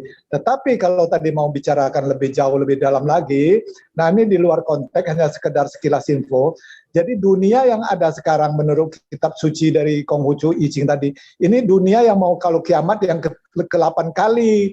Jadi kita dunia yang ke-8 kali. Sedangkan 1, 2, 3, 5, 6, 7 tadi dari mana saya nggak tahu, mungkin yang seperti dimaksud oleh Pak Mahfud tadi. Jadi yang ke-8 kali dunia yang sekarang kita alami ini, satu putaran, satu hui atau satu kalpa itu ada 12.600 tahun kali 12, jadi 120 sekian tahun satu putaran, seperti jam 24 jam tadi. Jadi sekarang jam sudah sampai di mana? Sampai di jam 2 sekian dunia ini. Jadi kalau mau untuk dia mengambil sampai 12.600, 800 kali 12 tadi, 120 sekian tahun, itu satu putaran dunia sekarang. Jadi sehingga pertanyaan Bapak ini sudah sangat luar biasa, angka jauh. Saya nggak mampu, nggak memang sekolah itu. Tapi yang jelas saya tahu tadi, seperti yang saya jelaskan awal tadi, itulah dengan adanya setelah agama Konghucu tadi dibenahi tadi, orang itu diajar secara tata negara, bukan politik dan agama. Jadi itulah yang disebut filsafat tadi. Filsafat tingkat tinggi tentang ketatanegaraan. Agama Konghucu mengajarkan tadi. Mau untuk menjadi seorang pejabat, harus punya susila, congsu. Kalau orang Jawa ngomong harus ada tepo salironya. Jadi kalau nggak ada tepo salironya, jangan coba-coba hidup di masyarakat seperti tadi. Jadi ada congsunya itu yang di Konghucu tadi, ya. Nah, jadi sehingga mereka turun sampai tadi kita bilang kita konsen di Indochina, turun ke Sumatera tadi, di Sumatera Tengah tadi. Nah, sedangkan Nusantara ini lebih luas lagi, seperti yang Pak Mahfud ngomong tadi, itu sudah berbalik dia. Boleh jadi bisa, tapi saya nggak sampai di situ kemampuan dan sekolah saya. Nah, saya hanya tahu mulai dari Cina tadi, dia naik terus sampai di Mesir, sampai di Yunani. Tapi kita bisa lihat kenapa Yunani sekarang hancur, kenapa Amerika hancur, negara-negara, karena dia tidak menjaga kebudayaannya sama peninggalan-peninggalan sejarah ini tadi. Inilah penghancuran secara kolonialisme, secara penjajahan tadi. Sedangkan China nggak sempat dihancurkan, maka itu dia ada tinggal. Sedangkan yang lain tadi Yunani tadi, Mesir pun sempat hancur juga dibikin sama dia. Nah, jadi India pun sempat hancur juga, dihancur sama kolonialisme, imperialisme tadi. Nah, China nggak sempat. Nusantara hampir-hampir kita dibikin dia. Tapi dia tahu kita sangat suka di agama, dengan agama dia hancurkan. Jadi sehingga ini perlu digali lebih dalam. Kalau memang betul, ya monggo silakan. Lebih bagus, berarti kita lebih tua. Tapi kalau enggak, seperti tadi, sementara yang saya tahu ada sejarah China adalah 6.000 sekian tahun yang lalu.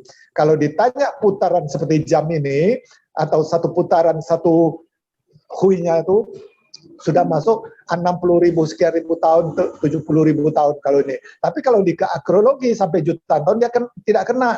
Harus dikali 8 balik, 128.000 dikali 8 yang kita tahu berarti ada berapa juta tahun kira-kira gitu. Itu pun yang diketahui oleh dicatat di buku tua di China, dan ini belum berani dibongkar karena tidak autentik. Itu hanya ya seperti sebuah cerita legenda atau mitos gitu masih dia. Jadi pembuktian sejarah nggak ada. Yang ada pembuktian sejarah tadi di kulit binatang, kura-kura, pohon kayu itu ada 6.000 sekian tahun. Dan yang penting ajarannya itu adalah ajaran kebajikan. Maka itu salamnya salam kebajikan tadi. Hanya kebajikan Tuhan berkenan. Jadi kita berkebajikan, maka itu disebut tahu itu adalah jalan, jalan harus ada peraturan kebenaran disebut tauli. Li kalau kita jalani peraturan kebenaran ada taute, ada kebajikan. Maka itu orang Tionghoa sering bilang ada tauli, taute, ada toli, totek, kira-kira gitu. Jadi ini diajarkan, baru masuk ke norma kaedah, akhirnya bisa memegang sebuah tata negara. Tidak seperti tadi, bisa membaca berapa ayat, sudah berbicara vertikal tentang ketuhanan. Sedangkan di Konghucu dia tidak bicara tentang ketuhanan. Apa filsafat dia? Hidupnya kan nggak tahu kok bisa datang gini. Pak Dino hidup aja kok bisa putih kayak gini. Tahu nggak kau kok bisa hidup di dunia ini? Nggak tahu. Apa berbicara tentang vertikal kematian?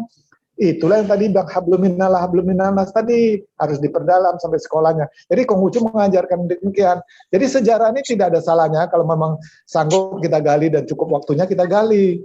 Kira-kira demikianlah Pak Mahfud ya, karena saya bukan ahlinya, saya nggak ngerti tadi ini. Saya hanya bisa mulai dari China turun ke Sumatera Tengah tadi, yang pernah saya baca. Demikian, terima kasih, mohon maaf kurang sempurnanya ya. Baik, terima kasih Pak. Itu sudah mencakup seluruh pertanyaan semuanya yang disampaikan Pak Mahfud tadi, mewakili kita semua di sini. Pak Salim mungkin kalau ada yang belum bertanya atau dari peserta lainnya, ada juga Pak Dedi, Pak Hasim nih dari Lampung ya, dan teman-teman yang lainnya dari seluruh Nusantara, silakan di raise hand atau di open mic Pak. Kalau ada yang ingin ditanyakan, sangat menarik sekali apa yang disampaikan Pak Muslim ini. Juga artefak-artefaknya di sini masih banyak yang bisa kita tampilkan sebenarnya. Ini bisa menjadi catatan sejarah, Pak, yang bisa kembali digali dan ditelusuri sebenarnya untuk menghubungkan antara yang satu dengan yang lainnya. Ini yang saya kasih perlihatkan juga merupakan artefak yang ada di Pak Muslim yang masih disimpan, hubungan diplomasi antara Tiongkok dan Nusantara di masa lalu yang sudah terjalin selama ribuan tahun. Nah, mungkin Pak Muslim bisa menjelaskan juga nih Pak sedikit Pak tentang kedatangan penjajah di lalu itu dan juga dari Tiongkok itu, apakah ada salah satunya? Ya ini mungkin tahunnya lebih muda ya Pak dibanding yang bangsa Pun atau bangsa Egypt ya, atau bangsa yang Salim ada yang mau nambahin kali itu Bang Dino, Pak Salim? Ya Pak Salim ada yang ingin ditanyakan Pak atau menambahkan, silakan Pak. Terima kasih Pak. Mau sedikit nambahkan tadi disampaikan Pak Musli tadi sama Pak Mahfud tadi. Memang luar biasa. Kita akan mencari, kalau di ramalan Joyobo itu mencari daun ranting sama akarnya mau disatukan kan gitu. Kita hanya menunggu pemimpin yang bisa menyatukan ini. Kalau pemimpinnya nggak bisa percuma Pak. Kita ngel-ngel tapi berbicaranya nggak ngerti ya percuma. Jadi yang mengerti sejarah yang akan kita pakai. India pun juga gitu. Dia bersikeras bahwa Hindu itu hebat dari awal. Sama dengan kita orang Islam juga gitu. Ini orang Islam punya, bahkan nanti kalau kita menyaksikan Pak Fahmi Basa, Bapak akan tercengang bahwa kalau Aryo Santos itu mengklaim bahwa Atlantis itu 9.000 sebelum Masehi, Pak Fahmi itu sudah punya kalender namanya kalender laba-laba dari Al-Quran. Tahunnya tepat 9.557 sebelum Masehi. Bapak bisa bayangkan, beliau sudah sekian 30 tahun untuk meneliti Al-Quran dan Nusantara. Karena pada saat menemukan Mesir hubungannya sama Jawa itu saya di Alexandria sama beliau. Salim di mana saya di Alexandria Pak, dan saya sudah menginjakkan sendiri di antara Alexandria sama Parungkusumo itu Pak. Disitulah nanti ada kuburan negara yang dibenamkan di Al-Quran itu di Samudra Hindia di Nusantara sendiri. Nanti akan dijelaskan nanti malam sama Om.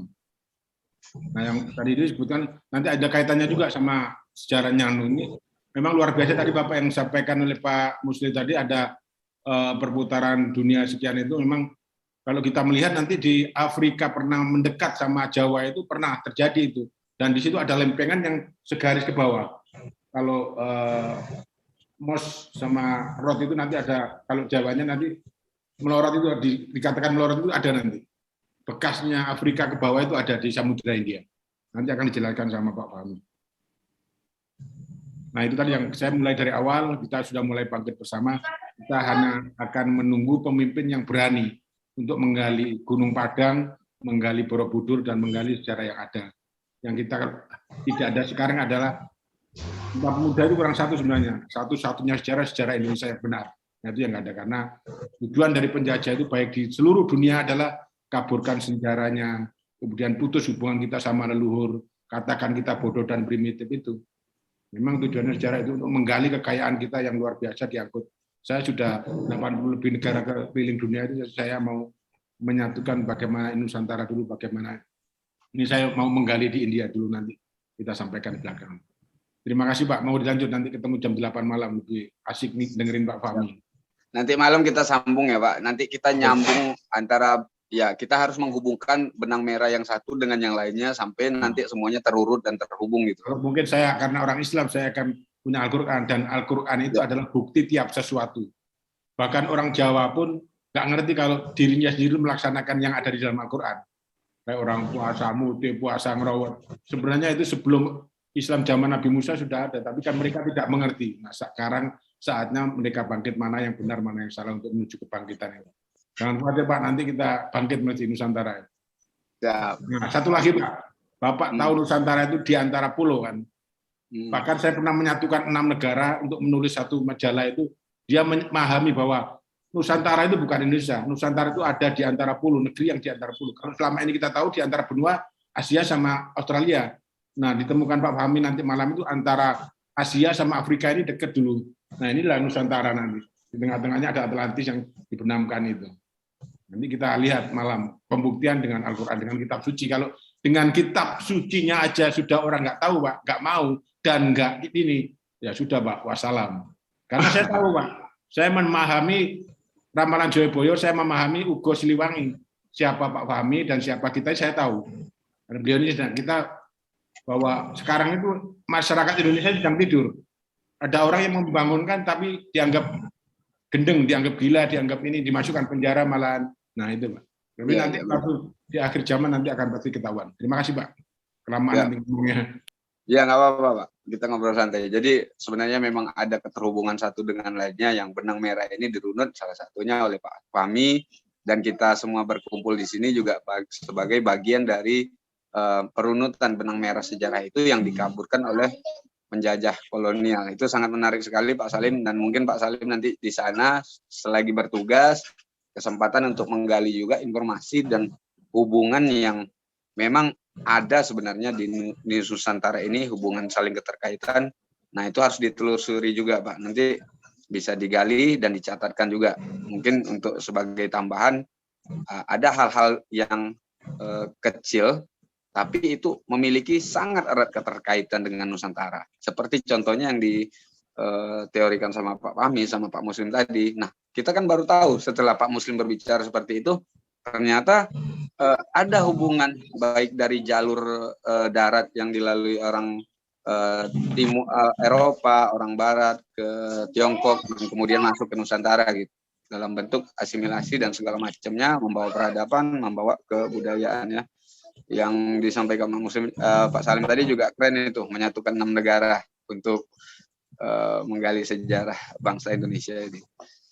Ya, nah Pak Muslim, kembali ke tadi Pak, bahwa banyak juga profesor, arkeolog dan segala macamnya, salah satunya ya mungkin Pak Mahfud juga mencatatkan, Profesor Dan Irwanto juga mencatatkan bahwa kita ini dulu negeri yang kaya dengan emas, bahkan terkenal sebagai tanah emas Pak.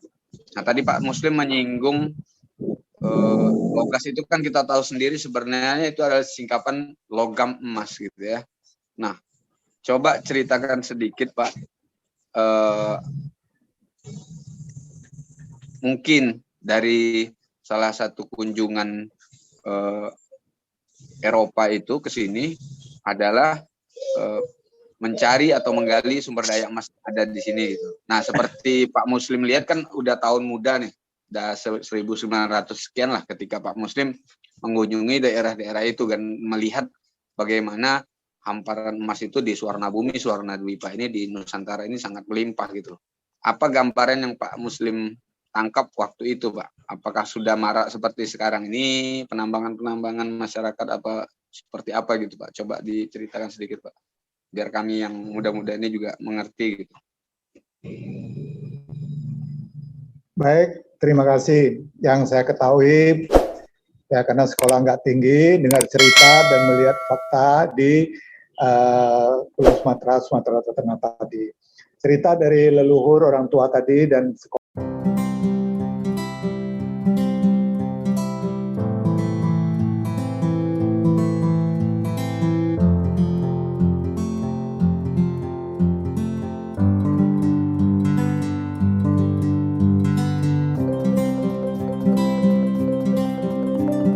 Yang kita jelaskan tadi awal, datang untuk menyambung kehidupan, karena daerah utara kan itu banyak ada 4 musim, terus turun, sedangkan menghitung musim, hari, tanggal, itu China sangat termasuk jagonya juga, maka itu mereka tahu ini adalah daerah tropis, dia turun terus.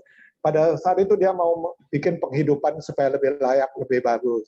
Nah akhirnya menyatu, itulah yang tadi menjadi membumi, jadi penduduk bumi tadi seperti itu, orang Sakai, orang Talang Mama tadi. Namun setelah itu menyusul lagi yang lain. Oh kiranya banyak hasil bumi. Mulailah muncul menjadi perdagangan.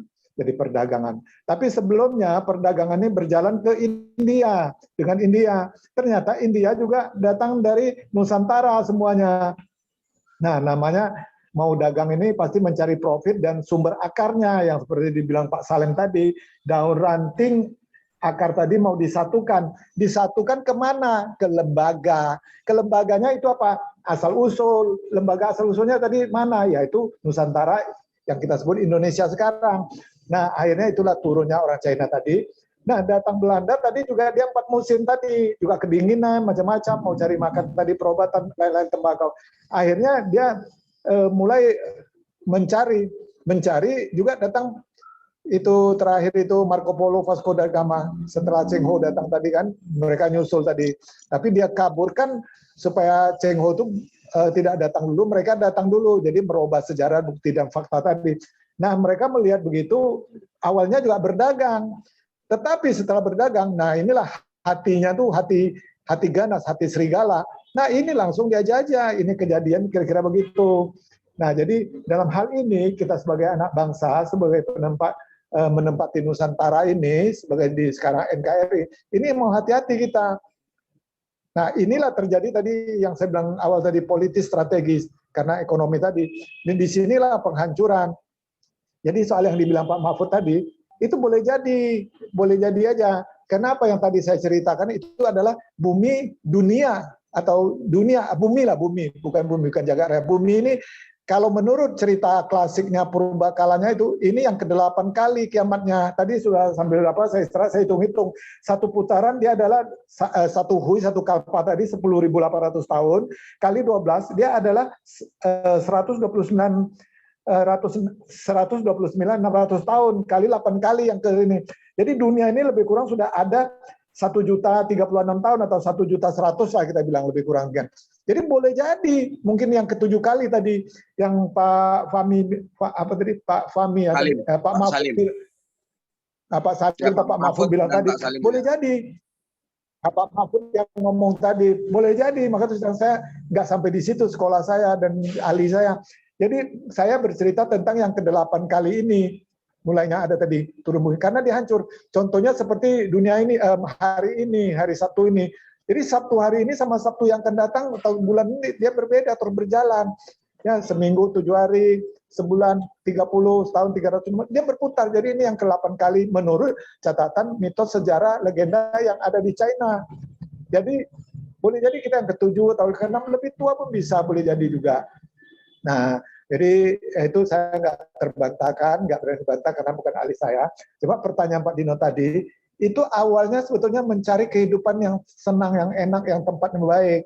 Turunlah ini nenek moyang kita tadi, yang tadi ceritanya mencari obat tadi, Qingsuang tadi. Nah, ke utara, jadi Korea jadi ginseng, ke timur dia jadi Jepang. Nah, ke barat dia menjadi Sichang, itu jadi orang Tibet. Ke selatan nih kita kelompok selatan. Nah, disinilah rajin beragama, rajin bertani, melaut. Nah inilah jadi pelaut tangguh. Nah inilah turunnya. Akhirnya seperti Cengho tadi itu juga dari selatan, maka itu Laksamana dia, seperti Pak Salim jadi dia ahli dia semua. Nah ini turun. Sedangkan leluhur saya ahli pertanian, pengobatan tadi. Jadi sinseng ngobatin penduduk-penduduk yang sakit tadi sama mengajar pertanian semua. Nah dengan masuknya Belanda tadi, Bapak saya dijadikan sebagai di pelabuhan karena dulu kan pelabuhan jadi Intel. Jadi Intel makanan bagaimana? Bapak saya akhirnya suruh orang tanam kacang, penduduk asli. Kacang itu dijemur, digoreng, dibawa jadi maka disebut apek kacang. Nah inilah dibagi-bagi untuk perang melawan Belanda melawan Jepang tadi. Punya Andil Terima nggak saya laporkan. Jadi saya nggak orang Legion Veteran punya anak. Tapi sekarang mereka di Riau mulai kebingungan mencari siapa itu Sultan Pincang. Siapa apa ya tadi ada Bapak itu Pincang, Sultan Gunung, pakai Maruhun. Nah, Malati, kiranya gurunya Bapak saya Apek Kacang tadi. Baru tadi jagonya siapa atasnya panglimanya tadi. Oh, itulah si Karudina Sution tadi. Nah, yang lain-lain. Nah, itu menjelang merdeka tadi. Jadi kita bisa bercerita tentang itu, leluhur kita punya sana tadi. Inilah untuk menguatkannya, untuk menjaga kesatuan yang lembaga asalnya atasnya tadi Nusantara. Saya nggak berani dan tidak mampu sampai di sana. Kecuali masuk-masukan, ada tulisan yang bisa saya baca, saya terjemah, saya tanyakan ke China bagaimana itu ini. Tahunnya, sejarahnya bagaimana. Paling gitu. Karena saya masih bisa bahasa Mandarin dan sedikit-sedikit tulisan Mandarin.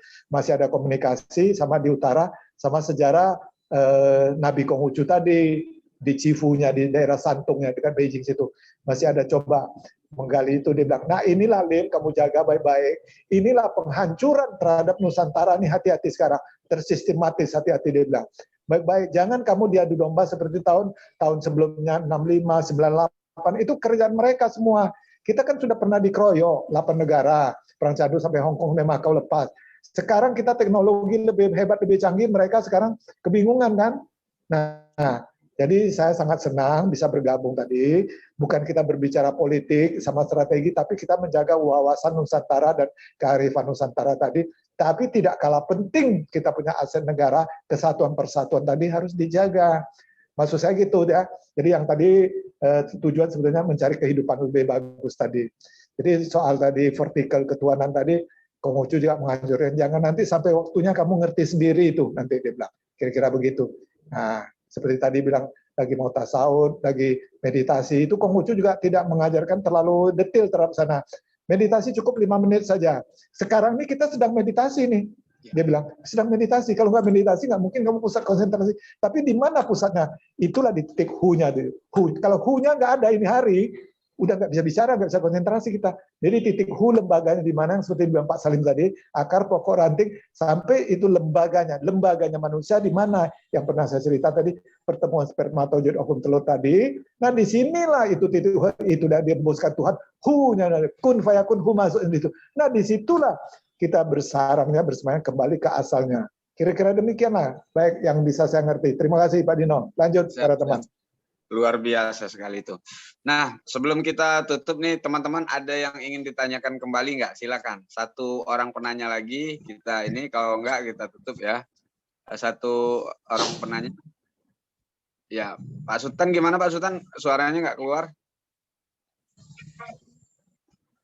Ya, suara Pak Sultan nggak keluar ini Pak. Coba diulang lagi Pak.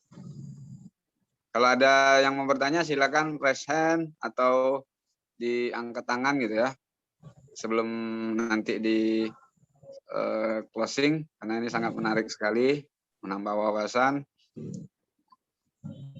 Ya, Pak Sultan suaranya nggak keluar Pak, di close dulu Pak mic-nya Pak.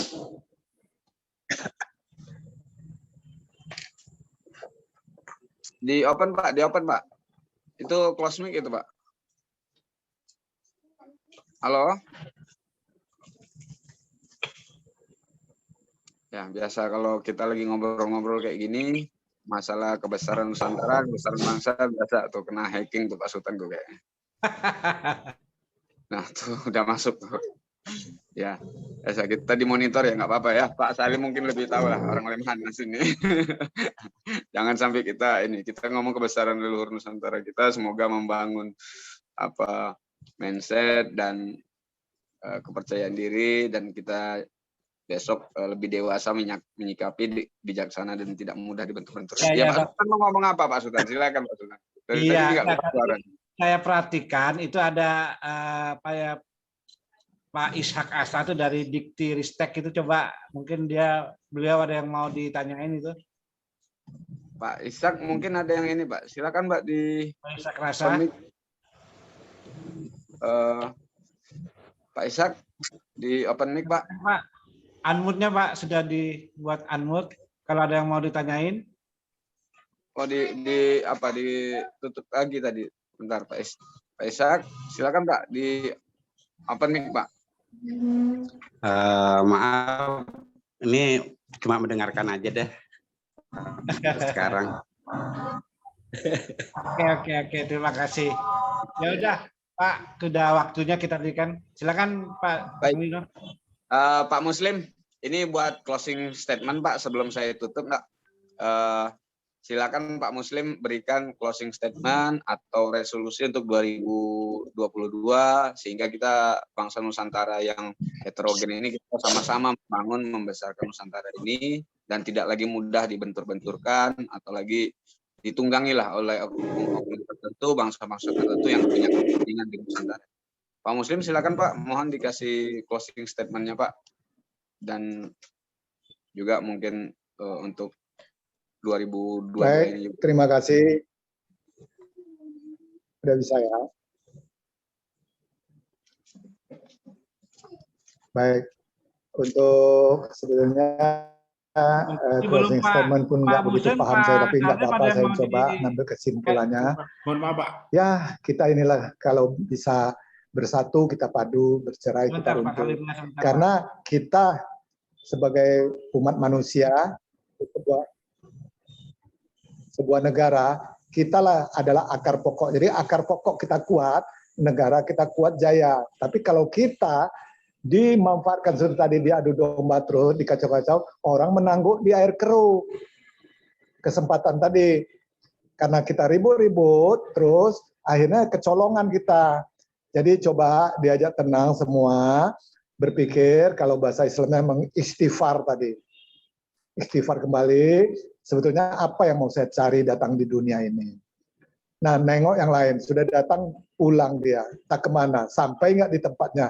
Nggak tahu kan juga semua. Jadi untuk apa di permasalahan gitu? Yang jelas di dunia ini sekarang sudah apalagi di Sumatera, Swadwipa ini, Nusantara, ini sudah surga. Sudah surga. Nah, kata Kusfus tadi, kayu dan tongkat ditanam bisa surga, sudah surga. Kita jaga baik-baik, kita pelihara baik-baik untuk demi anak cucu kita, kelangsungan kita. Karena sejarah sudah mencatat, kita jaya kuat dahulunya. Di Orak-arik 300 sekian tahun, 400, kita kebablasan, kecolongan dengan reformasi dan lain-lain. Nah, sekarang kita sudah masa tenang ini mau diganggu lagi. Nah, sedangkan hasil bumi kita cukup banyak, kita jaga baik-baik. Kalau belum mampu kita ya membeli atau mempelajari teknologi ini. Kalau sudah mampu ya kita ciptakan sendiri. Semoga kita bisa mengejar ketinggalan tadi. Nggak apa-apa itu gagal atau belum bisa. Kita belajar dari kegagalan supaya bisa maju. Kalau bahasa Mandarinnya adalah sepai secengkong jemu. Kegagalan itu adalah awal daripada kesuksesan. Yang penting seperti yang disebutkan tadi, yang ada arkeologi dan apa tadi semua itu dijaga baik-baik. Itu sebagai barang bukti untuk nanti yang mana anak cucu kita menanya tadi. Nah, inilah barangnya, ini ada bukti-buktinya. Yang penting kamu melihara, menjaga baik, meneruskan. Semoga tercapailah cita-cita kita yang dikehendaki oleh pemerintah masuk ke era global milenium ke-21 ini, kita bisa sama minimal jadi 5 besar minimal. Karena sekarang kita lihat negara lain banyak berantakan, hancur semua. Ya, jadi jangan terlalu gonjang-ganjing. Semoga bisa bersatu kembali, turunkan tensi. Nah, kita betul-betul menyatu. berbicara dengan sopan santun, mempunyai tata krama, etika, ya tetap seperti biasa tawakal boleh, rajin beribadah, disiplin semua. Semoga mendapat petunjuk dari yang di atas, Sang Kuasa Tien atau Allah Subhanahu wa Ta'ala tadi. Kira-kira demikian, karena segala sesuatu itu adalah dari kita. Kalau kita tidak berkebajikan tadi, apapun tidak bisa tercapai. Itulah salamnya tadi, hanya kebajikan Tuhan, Tien, Allah berkenan. Jadi kebajikan itulah sangat penting. Ya, dan tidak kalah juga berbakti, terus-menerus berbakti, yaitu pada orang tua, negara, nusa, dan bangsa. Dengan sendiri bakti tertinggi, yaitu kembali ke sisi Allah. Kira-kira demikian, terima kasih. Terima kasih Pak Muslim. Ini mungkin ada sedikit ditambahkan tadi, siapa yang mau menambahkan tadi? Pak Salim ya? Ya, Pak. Terima kasih. Silakan Pak Salim, waktu dan tempat dipersilakan. Melihat ekspedisi Sriwijaya 2022 ini saya ingat, saya pernah nulis Pak waktu saya masih letkol dulu, bahwa utlubul ilmi walau fisin itu bukan tuntutlah ilmu ke negeri Cina, tapi tuntutlah ke Nusantara. Kenapa begitu? Pada saat Rasulullah Muhammad SAW berkata begitu, beliau 610 sampai 633 sebelum Masehi. Nah, pada saat itu Cina itu udah amburadul, tapi di situ ada negeri yang gemari paloh Cinawi, yaitu Sriwijaya. Itu yang harusnya kita tahu. Nah, kerajaan Sriwijaya itu luar biasa kekuatan maritimnya. Bahkan sama dengan kondisinya pada saat itu. Pada saat kerajaan Sriwijaya ini pada mencapai puncaknya di sekitar abad 7, ada dua kekuatan besar, yaitu India dengan Cina. Sama dengan sekarang. Indonesia harus menuju ke kebangkitannya di antara dua kekuatan, Cina sama Amerika. Itu kondisinya. Ya, kita harus mengotak-atik, tidak hanya mencari kebesaran yang Majapahit saja, tapi bagaimana konsepnya kerajaan dulu dibangun. Nah, itu yang termasuk yang tadi itu, global evaluation itu ya salah, bukan ke Cina. Itu yang banyak yang salah yang kita tidak mengerti. Terima kasih Pak, sampai ketemu nanti malam. Jangan dilewatkan nanti malam.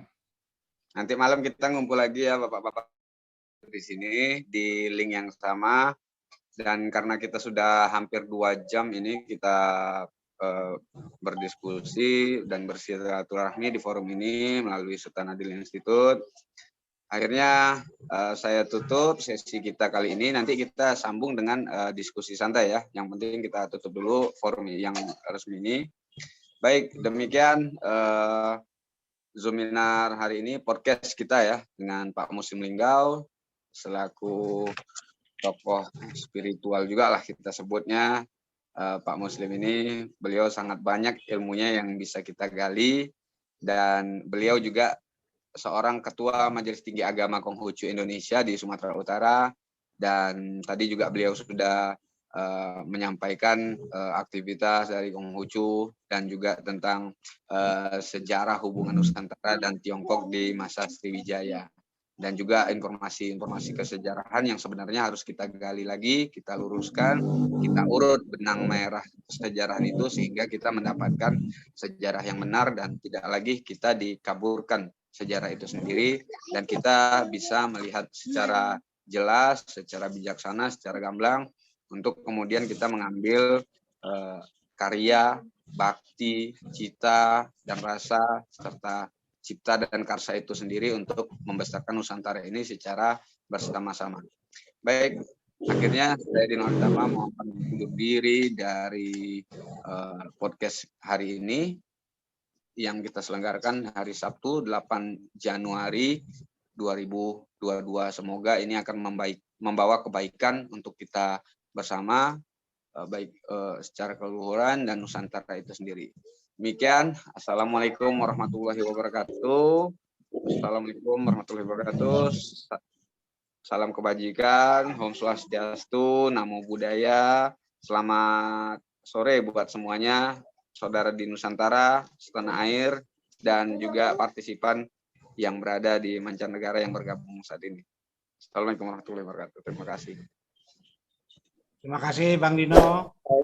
Pak Muslim atas kesediaannya hari ini sudah bisa mencerahkan gitu ya. Terima kasih sekali ya Bang Dino juga yang udah bisa mengatur acara ini sebaik-baiknya.